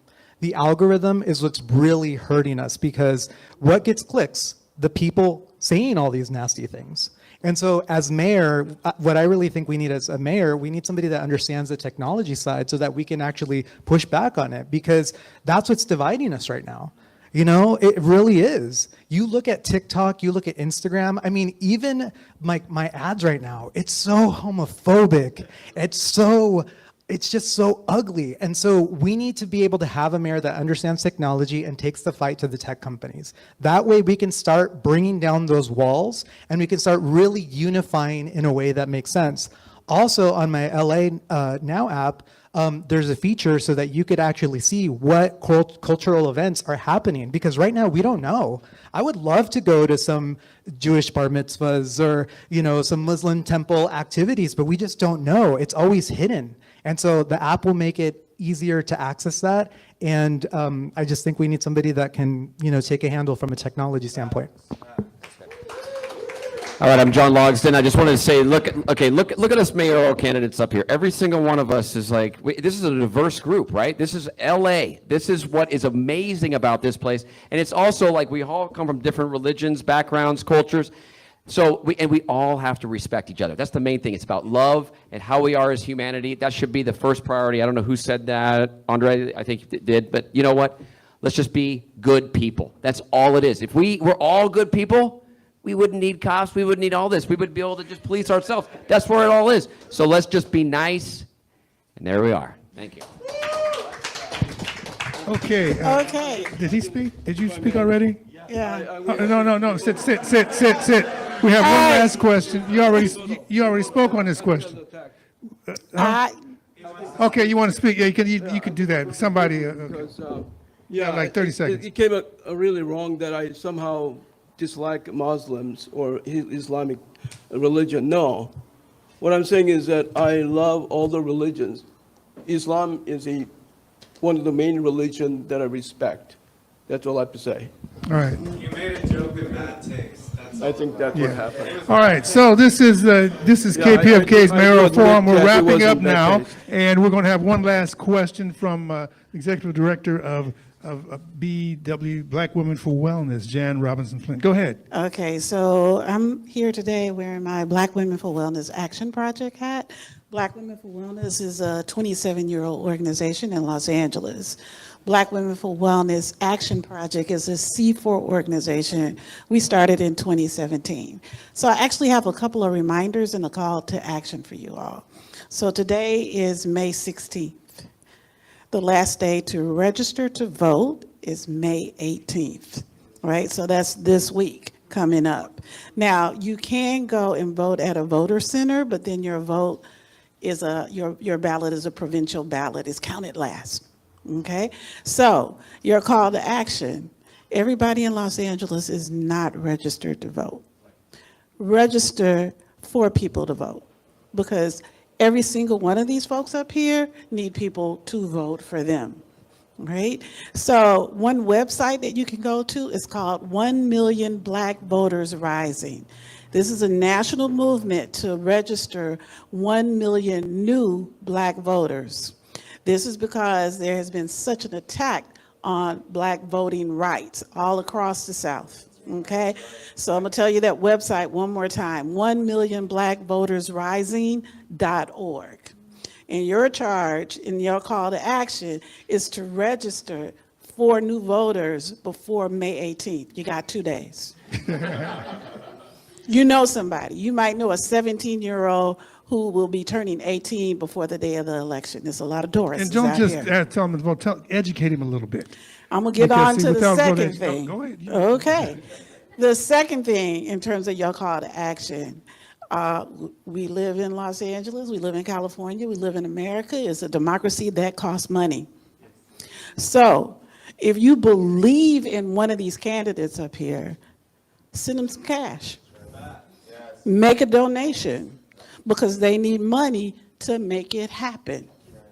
No doubt, they need money, okay? So they need voters and they need money. So, I mean, it's great to applaud them and to listen and say, yeah, that was a good answer, but really put your money where your vote is, right? Because that's important.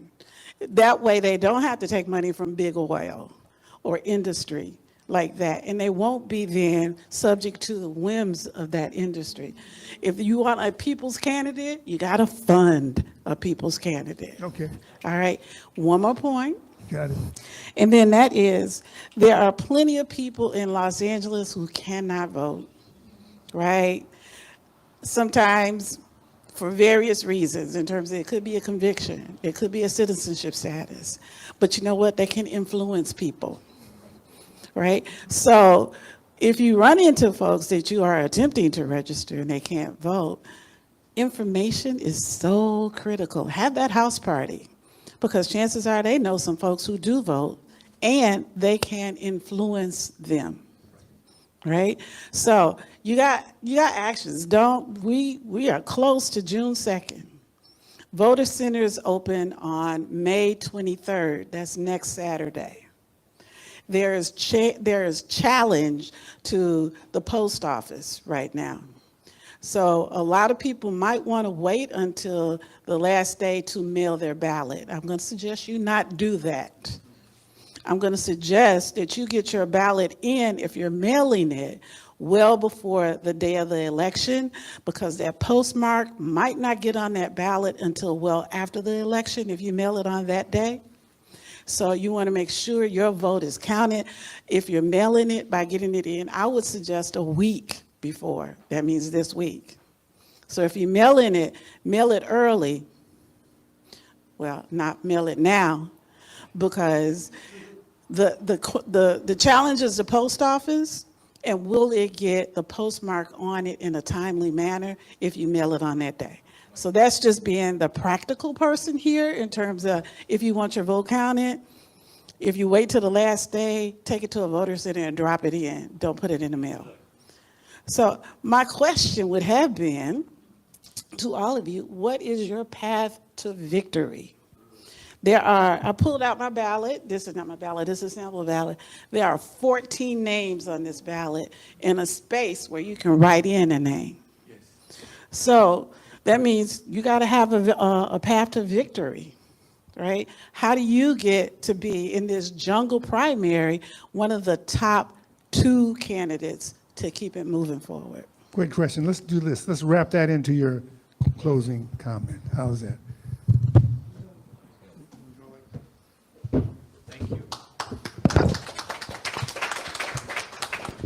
Brian Acosta here. So campaigning, being on the campaign trail, talking to people, seeing how the media has treated this whole campaign, the reality is that money talks, status talks. I'm just a regular Joe. I didn't grow up from a limousine, watching the city from a limousine window. I grew up struggling. I grew up from, first generation. My parents were immigrants. And so I, really heavily rely on community. And that is one of the things that, for my campaign, that I've been relying on is the Latino community, the queer community, millennials. I mean, it's my generation that I'm fighting for. And that's what I'm bringing to the forefront is if we want generational change, that's what I'm offering in this race, because we need the systems of tomorrow today. We need the changes that our status quo people are never going to do. And so that's why I'm in this race, and that's who I'm relying on to get to the top 2 in this race. Thank you very much. Thank you. Assad Al-Najjar. Well, I renew my thanks to you guys for having this set up. And I'm so proud to be among the best team in Los Angeles. And I really, from my heart, wish one of us is going to be the mayor, because I have no respect for the other 4, really. What I can do is, and what I can bring is 37 years of really hard working to be where I am today. And that has really been the path for me. For many people, for many heritages, for many neighbors, you name it, anybody in not only United States, globally, I'm the 311, I'm the 411, and the 911. Wherever it is. And I will continue that. It's an honor that I've been serving Angelenos with my job 40 hours a week and in volunteering 60 hours a week. And it's in my DNA. Regardless, I win or lose, for the next few years, I will still continue to serve you guys because my wife doesn't want me to retire, even though I am qualified. But it's an honor to serve Angelenos. It's in my DNA, and I love you all. Thank you. Hi, my name is Andrew Kim. Thank you for listening. Thanks for inviting me to this wonderful location, Harriet Tubman Center. I really respect this what this center represents. My clear path to victory is stay focused, agenda-driven, issue-driven, that is. My homelessness issue is the foremost of my passion. We have a misguided policy, keep on making our homelessness a victim. Unfortunately, our homeless populations are victimized by the system. My logo is my motto is Project Liberation Los Angeles. I want to liberate our city. I want to liberate our homelessness people. I want to liberate our family. I want to liberate my church. I want to liberate American dream. Thank you.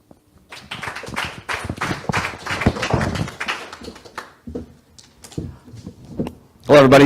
I'm John Logston, and I just want to say, as far as how I'm going to make it to the top 2 for November, I'm just head down. I'm going to try to make it happen. I'm going to work as hard as hell. But here's the thing.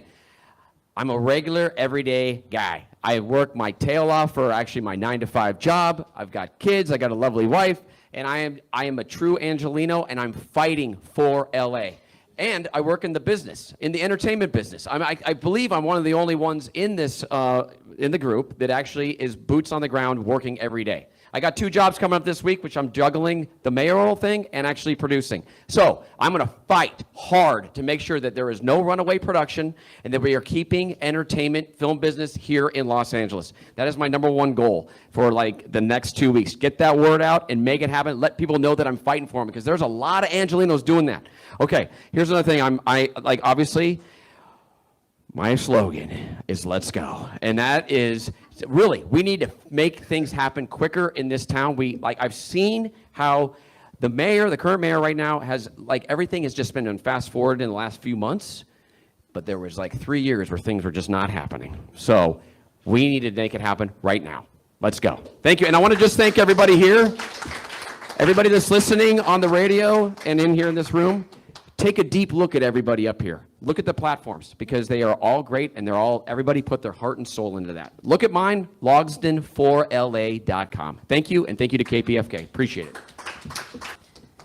Whew, sorry, I'm still processing, to be very honest with you, what happened back there. I'm just being so honest. I felt like my gut was punched to hear the anti-Muslim sentiments named on the stage, which just zero tolerance for that.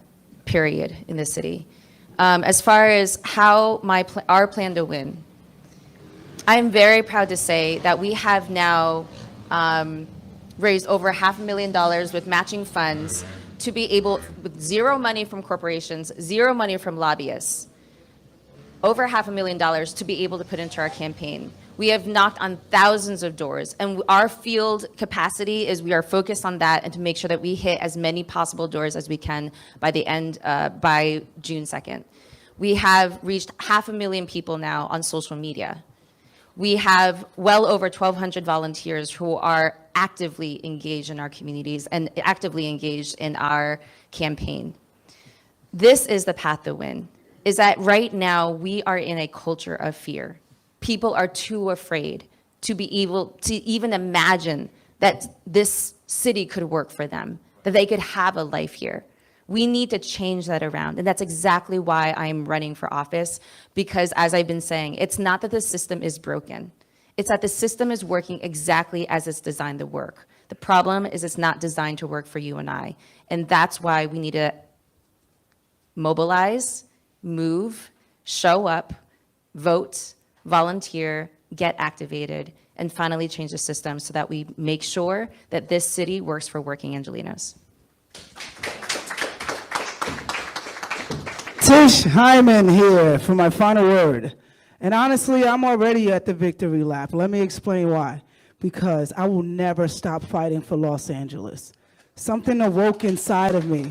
And I left the studio with Ty Dolla $ign, I left Kanye, I left everybody at the studio to fight for this city, and I'm going to keep fighting. You know why? There's little girls dependent on me. There's women dependent on me.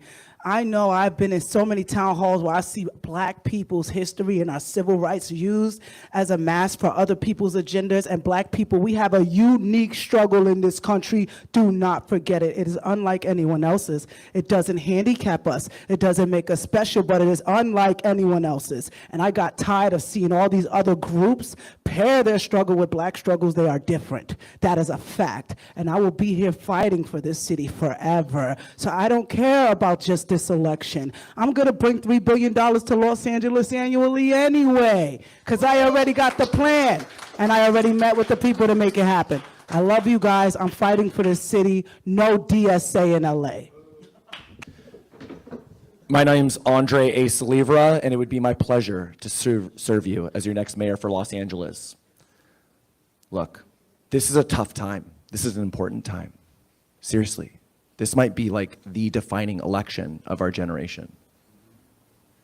We need to take it seriously right now. I'm encouraging everybody, seriously, right now, tell people, don't vote for money in this election. Do not vote for money. Don't vote for Spencer Pratt. He's a nepotism baby. Don't vote for Karen Bass. She's the establishment, money Democrats. Don't vote for Adam Miller, the billionaire. Vote for an independent candidate. Look down ballot. Our campaign's doing phenomenally well. We've raised less than probably any other campaign. We've raised less than $20,000, and we're doing phenomenally well. We've connected with tens of thousands of voters. Why? Because I'm out there. I'm on the streets every day. Before I was here today, I was at the Red Bull Boxcar Derby. I connected with about 10,000 voters with our team of 6 volunteers. People are showing up for our campaign. Why? Because we got real solutions. Because I was born and raised here. I'm a product of this city. I was homeless here. I know what it's like to live and fight in LA, and I will always fight for our city. And we're doing phenomenally well. So if you like me, if you like our campaign, tell people about me. Say, hey, I'm voting for Andre on June 2nd. I'm voting for Andre. And that's how we're going to do it. I'm going to win this thing by doing what I've always done. That's depending on the people of my city. Vote for Andre Salivra for LA Mayor on June 2nd. Thank you. Thank you all so much. I want to thank all the candidates that came and participated. Don't leave because I have some announcements to make. KPFK Media and Cut to the Chase present a candidate forum of LA's mayoral candidates. There's 3 ways to vote: by mail, by Dropbox, or in person. Thank you. Hello, thank you all for being here. My name is Ornella Barbara. I am host, producer, and DJ from KPFK, and I am producer for The Signal. Ray, very nice to meet you. We spoke this morning. You know I'm going to charge you for that. I'm going to charge you for that ad. I understand. Okay, so I'm very passionate about what I'm going to ask. What are you going to do about the tortured, starving, abandoned dogs and cats across Los Angeles? Have any of you actually visited Skid Row, animal shelters? Have you seen the suffering with your own eyes? These animals cannot talk. They cannot not ask for help. They cannot vote. They only wait for your help. Anybody want to? Okay, here we go. Thank you. Thank you. Assad Al-Najjar. Well, since I work for the city for 37 years and volunteer at the same time through the Empower LA Neighborhood Councils, the past 2 decades, I work very close with the homeless from San Pedro all the way to where I live in Porter Ranch. And I do visit all the animal shelters. I work close with all the volunteers.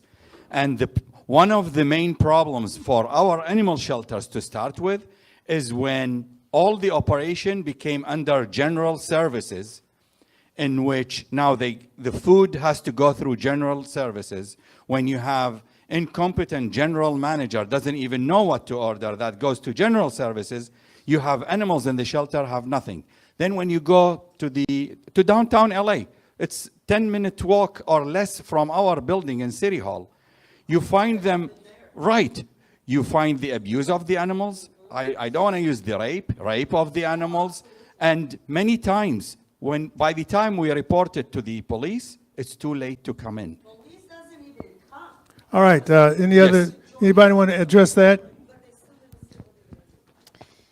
So I actually have been to the animal shelters. I've been to Skid Row. I mean, I've spent a lot of time in Skid Row, actually, and recently also spent time in Skid Row with a rescue group that provides free clinics in Skid Row for many of our residents who live in or around Skid Row who can't afford services to be able to ensure that their pets are safe. Here is the reality. A couple years ago, I adopted my dog, who is a rescue herself, and I was so proud that during the pandemic, there were 0 animals in the shelter. We got to that point. It is completely the opposite situation now. We call ourselves a no-kill city. The reality is we are killing our animals left and right because our shelter system is so broken. It's been defunded.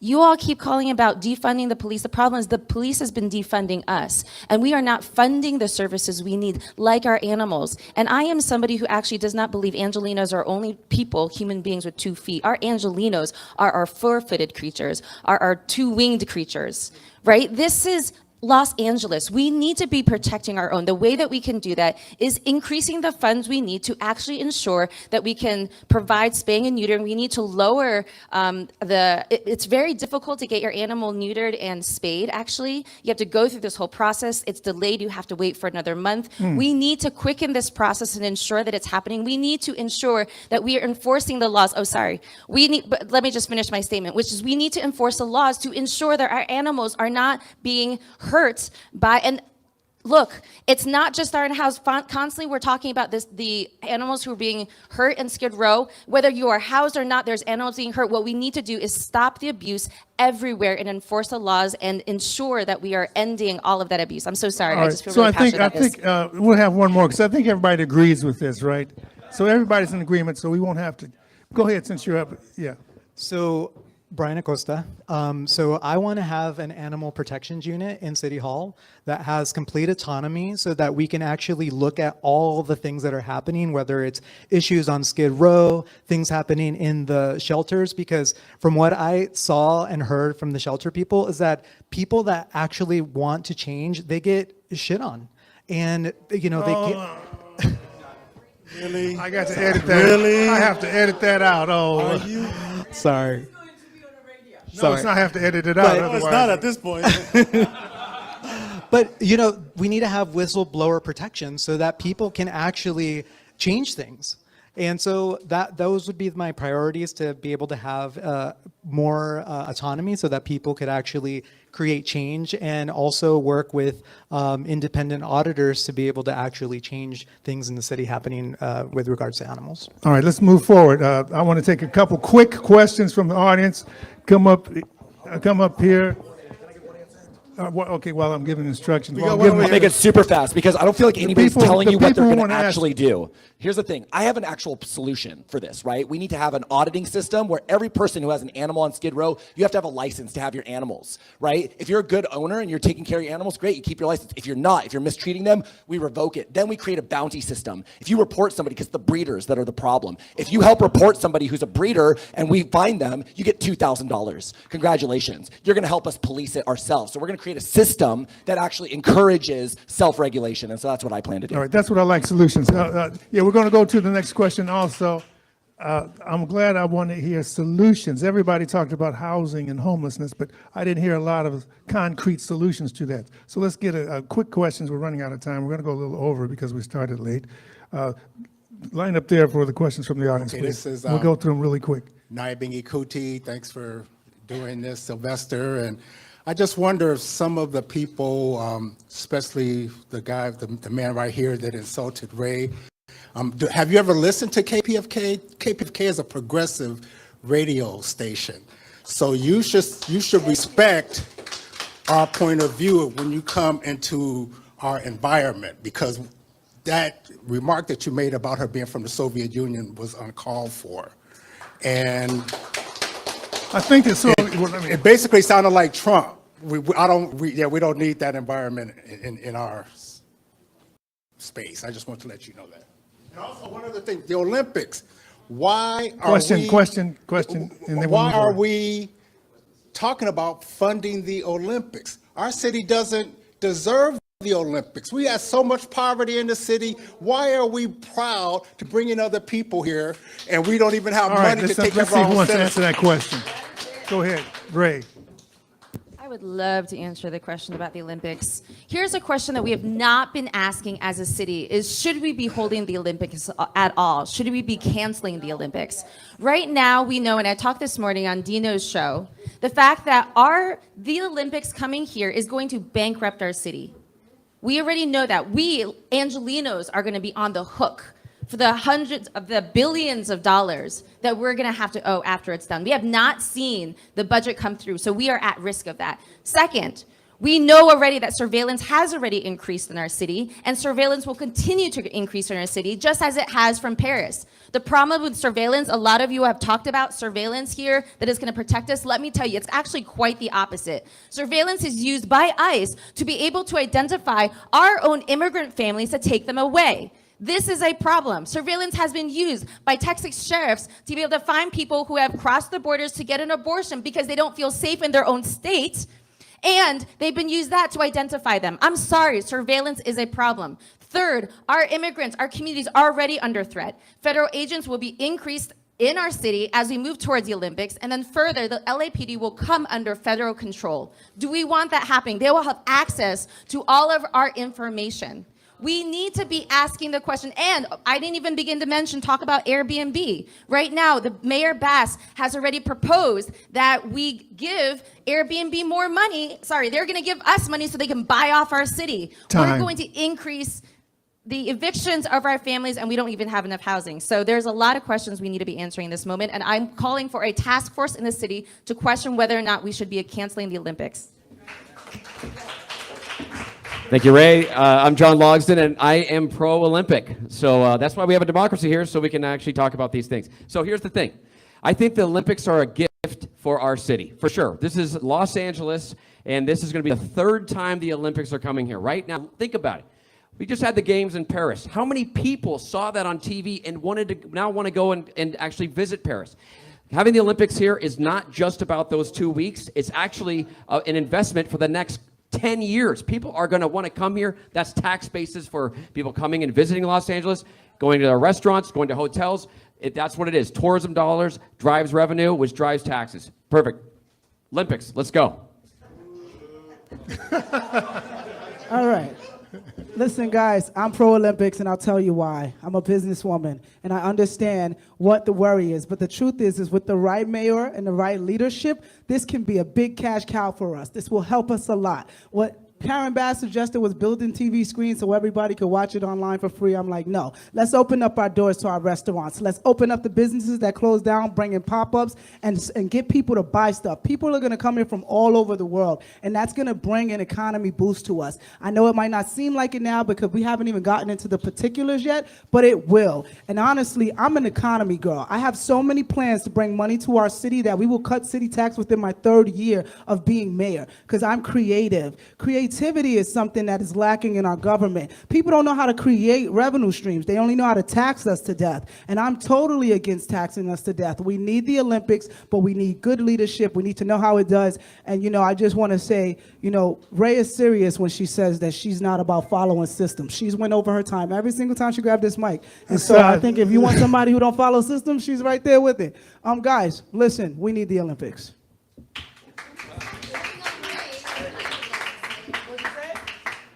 Go ahead.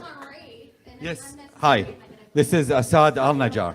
So I think I'm the only candidate who actually works on the Olympics. So what it is, the history of it, Garcetti days, we went in and bid to get the Olympics.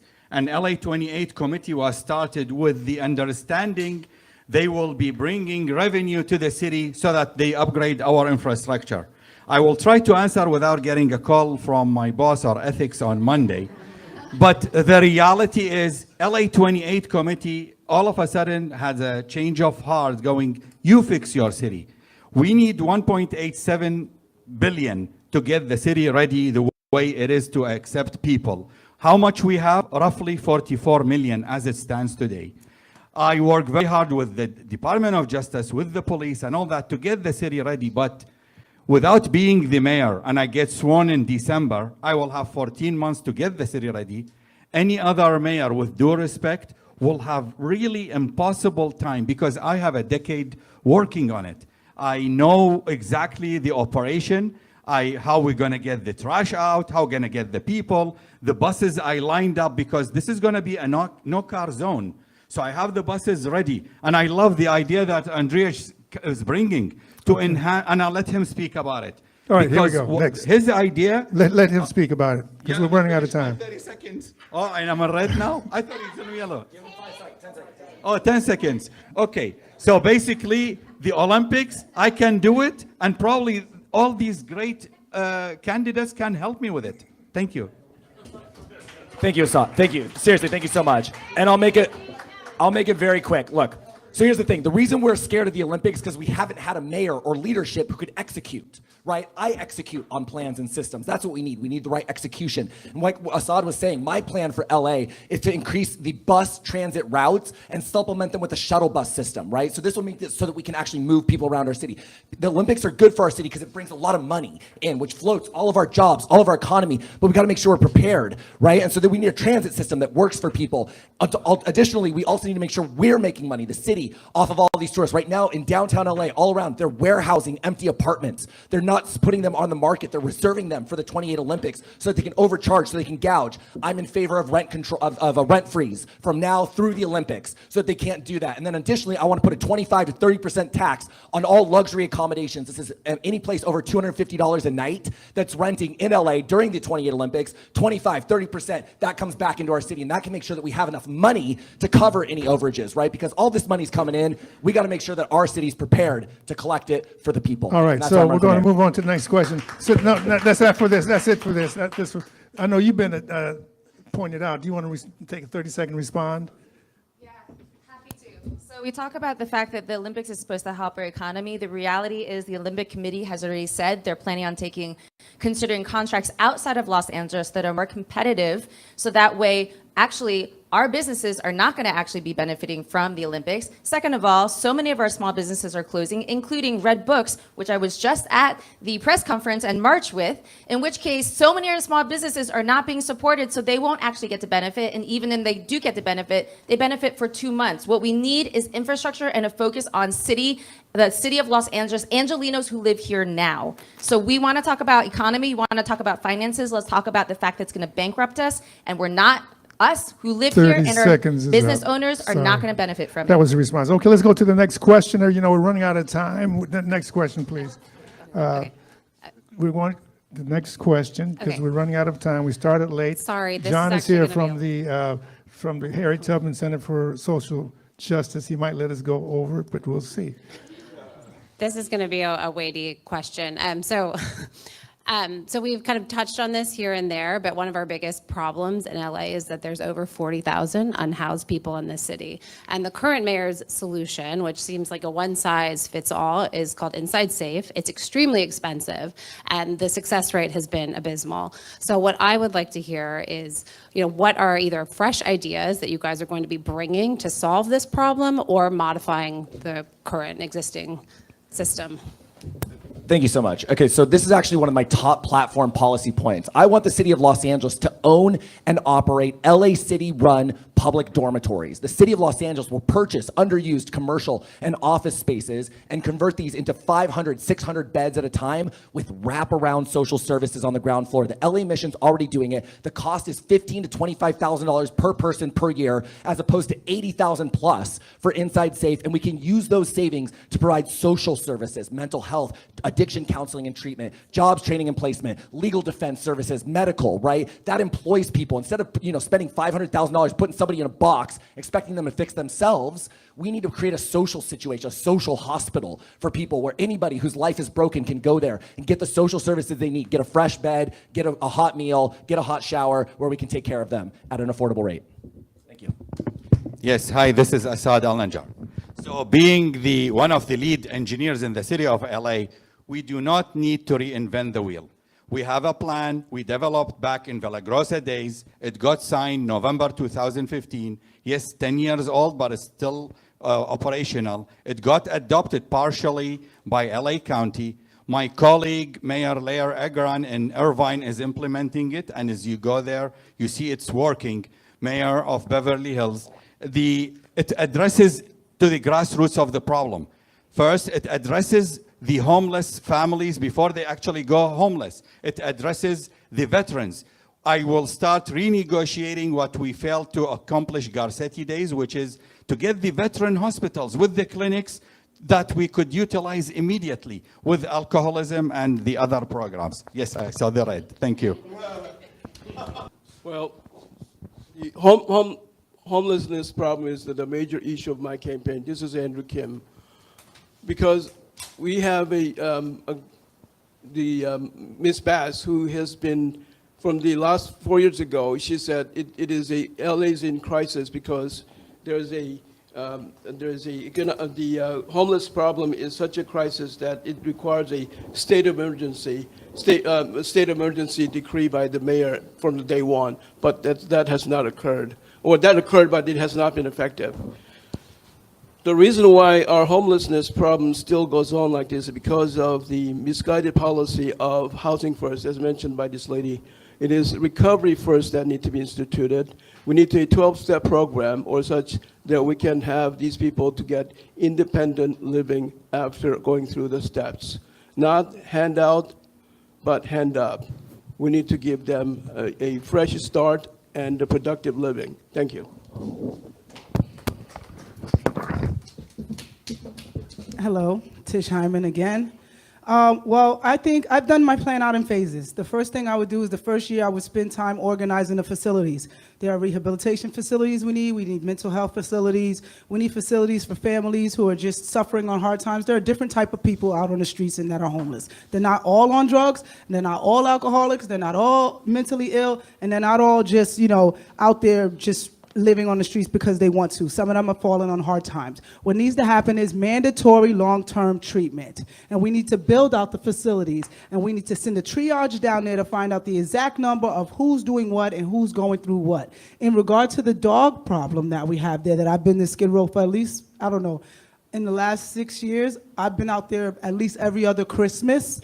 And I'm telling you right now, if we get to the core root of the problem, which are sick people, help them get well, they won't be there abusing dogs because they'll be in the treatment centers. We have to get to the root of the problem. It's bigger than the dogs. It's the human beings underneath. We need mandatory rehabilitation, wraparound services. Thank you so much. All right.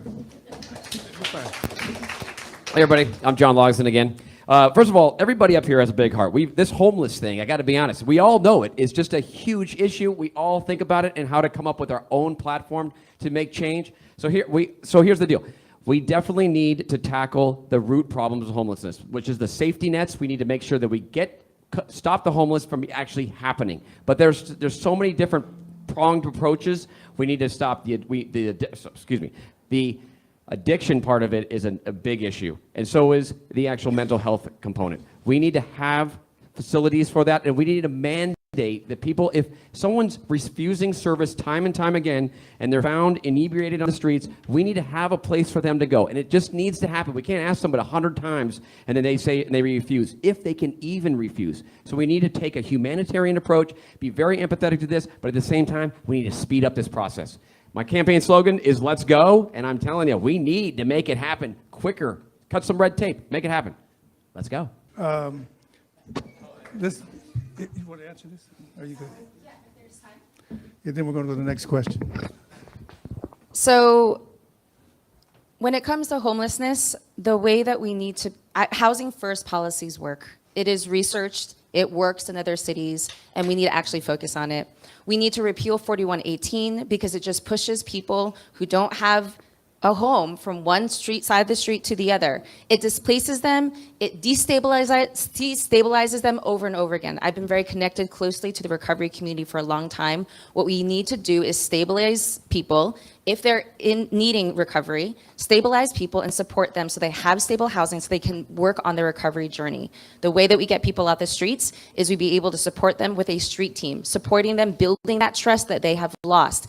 We move them, we need to get rid of the Inside Safe program. It's hundreds of millions of dollars going into a program that is not working and is a waste of our money, has no end in sight. Instead, we need to use all those dollars that we're using on 4118, which is expensive, inhumane, and doesn't work, spending all that money into Inside Safe and put it into real resources and into permanent supportive housing, such as social housing, which is what I'm advocating for, so that we have permanent housing solutions and permanent stability for everybody. Okay, you know, we're going to go, let's go to the next question. So good afternoon, candidates. My name is Paul Roberson. Los Angeles is one of the most diverse and internationally connected cities in the nation. While our city struggles with homelessness, affordability, and public safety, countries like Cuba are facing severe humanitarian hardships worsened by the U.S. sanctions and embargo policies. As a mayor or a potential candidate for mayor of a global city with large immigrant and international communities, what role, if any, should Los Angeles play in advocating for humanitarian relief and international solidarity while still addressing urgent local needs?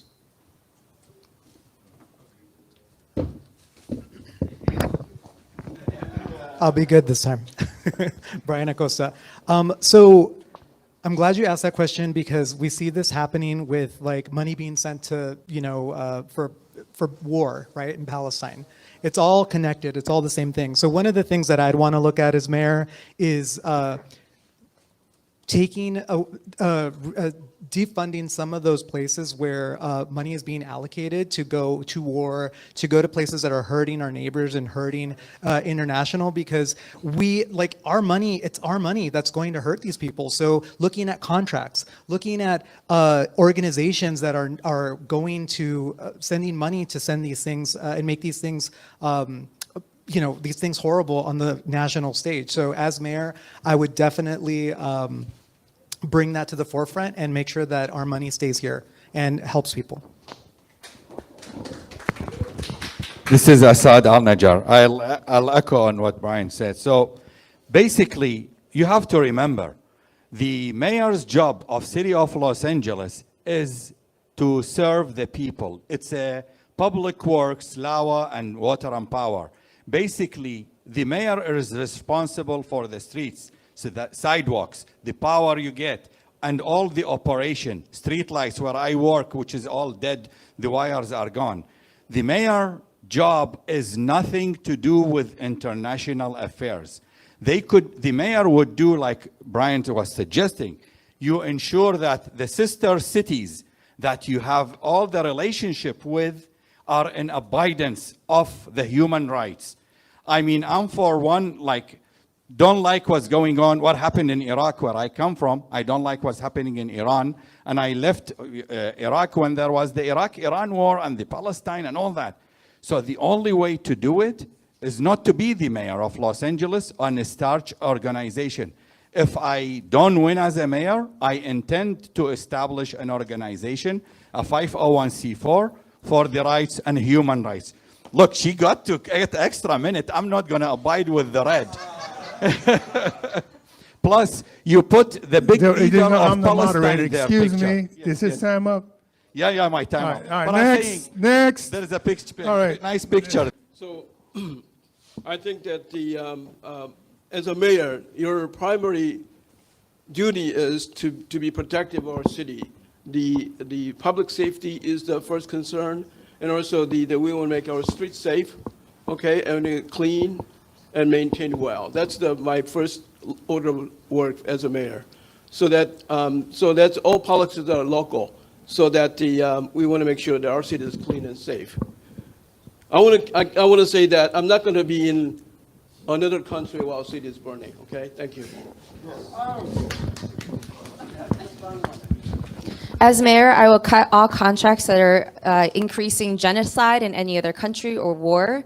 As mayor, I will also be using the bully pulpit to call for us to stop funding militaries around the militarization and imperialistic endeavors of Donald Trump right now.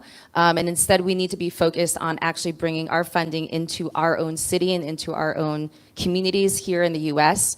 The fact that we are funding our militaries, the amount of money that we're funding our military with is money that could actually save and end homelessness in our communities, can actually save and support our small businesses here, can actually help develop our economy and support our families with what we need, get us to become one of the best educational systems in the whole world. So there's so much that we could do, and we are wasting our dollars, and we're using that dollars to kill families and children around the world, and that needs to end. Okay, this is actually more for the this is John Logs. This is more for the KPFK listeners, and I echo what Assad and Bryant said as well. But exercise your First Amendment right. Get out there. If there's something that you are fighting for, like Cuba, get out there and let us know about it. We are a city that loves to protest, right? So if you're fighting for something like that, get out there, use your First Amendment right, and then your voice will be heard. And then it'll actually might get to a level where we do something. The federal government or some organization actually helps. And like a country like Cuba, so to speak. There you go. Thank you. Hey, John, great answer. But here's the thing. Go ahead. You have a seat. Media has been co-opted by money. KPFK is a listener-sponsored station. I'd like to say that right now. We are funded by listeners only. That's why we could have this forum. Otherwise, we wouldn't be having this forum. And so, but thank you. And we have been out there. But see, the visibility, like the visibility of you, they don't want you because they fear you. They fear KPFK.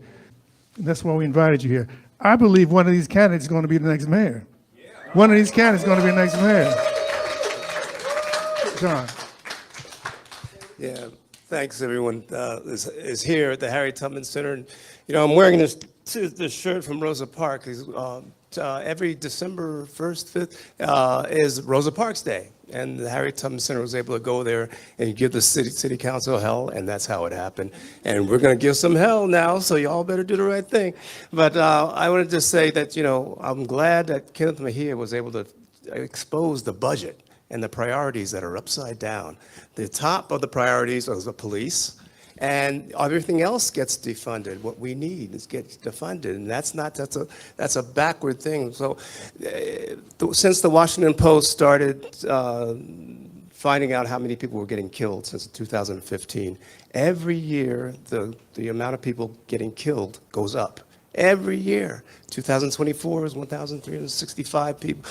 It just keeps going up. So he shows us a systemic thing that's going on, especially against black and brown people. My son, every time he gets into the... John, I love you, but ask the question. Okay. Every time he gets there, I was going to have two quick questions. Every time he gets in there, I worry about what the police are going to do with him. So it's a systemic problem. We have to do something about it. And right now, the city council is going to take up a plan to be the ones that can fire police. Right now, the chief of police can't even fire their folks. So this is going to be coming up in June. So I wanted to make sure, see what folks feel about that thing coming. The second thing was I got to go to Iraq and Gaza with the former U.S. Attorney General. I had a stroke 3 years ago, and I can't get stuff all the time. But I got to see a lot of places. I saw the horror in Gaza in 2009. In Iraq, I saw what was going on and the amount of people who are suffering from cancer because they use depleted uranium. All these horrible things that are going on. So what are we going to do about what's going on in Gaza?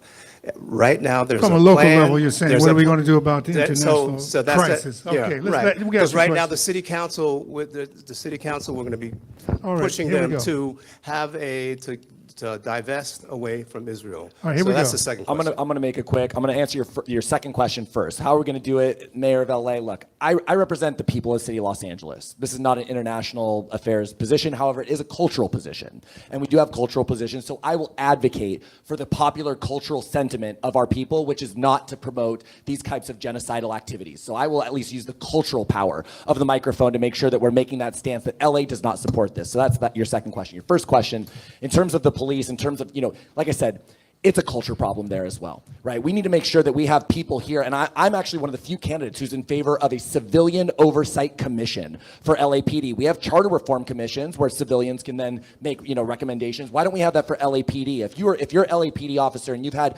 multiple infractions against the public should review that, not LAPD internal affairs. The public should make the recommendation for that specific officer and recommend them for suspension, and that's what I'll advocate for as mayor for Los Angeles. Thank you. My name's Andre Salivra. Hi, this is Assad Al-Najjar. So within the public works, we have civil obedience classes in which when one of my engineers or one of my draftsmen or whatever staff is out of line, then we have them in the civil obedience. And LAPD does not have this training or these classes. And this is what Andrea is referring to. So whatever the success stories we are having within public works should be implemented immediately in LAPD. There is no reason for the courses that is working in public works not to work in LAPD.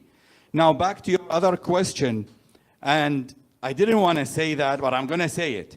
What you saw of ICE is just a drop in the ocean of the same troops did in Fallujah. It's the same training, and I think they classify them as zero classification, meaning do whatever it is, no questions asked, and nobody you have to report to. Right. One of our sponsors was Aki Bamboo. You can go over there and have dinner. They supplied that great Jamaican patties. If you want to have a further conversation, head from here to there. That would be great for them because they did it. They were our sponsors. How's it going, candidates? My name is Jared Ford, founder of Freedom Uncensored and America First platform, and I think I'm the youngest person in the room. My question to you is, as an Angelino, I don't care about New York, Texas, or Washington. I care about the state of Los Angeles, not even San Diego or San Francisco. I live in Los Angeles, born and raised. How will you make sure that the streets that are named after Spaniards, the country that was built by immigrants, and the buildings that were built by Blacks, immigrants, Mexicans, anybody from a different background, how will you make sure that the people of Los Angeles feel recognized and that you as mayor will serve them no matter if they're Democrat, Republican, or independent? Thank you for this question. This is Assad Al-Najjar. So working 37 years under the planning, the different plans, the 2020, the 2030, the 2050, and believe it or not, I'm still working on the 2060, even though I don't think I'm going to see it. But we do actually recognize all the diversified heritages in the Los Angeles area. And that's why we name cities, we name suburbs, we name a lot of the alleys to attribute all the cultures, to attribute all the great leaders we have here in Los Angeles. And actually, I am one of the advocates for the Made in Los Angeles label. When we did the trains here and we sold it to Qatar, they had the label on them, Made in Los Angeles, designed in Los Angeles. So in the planning, it is in there. Maybe it's slow because of all the other mayors are not pushing it, but under my leadership, I will push to have all the countries of the world represented in Los Angeles. Thank you. Thank you for the question. This is Andrew Kim. We have that phrase called e plumus unum, which means from many to one. So we need to have a understanding our nation has a history of combining all these diverse background people and making American altogether. So let's think of ourselves as someone who's appreciative of what America offered to ourselves, as a group, and as an individual. But we Americans are proud people. I think that we have a problem not forgetting where we came from a lot of times, and we forget what we have today. Believe me, we have a lot today, and let's not forget what we have and lose sight of that and attack what we do not, continue to see what we do not have and lose ourselves while doing that. Thank you.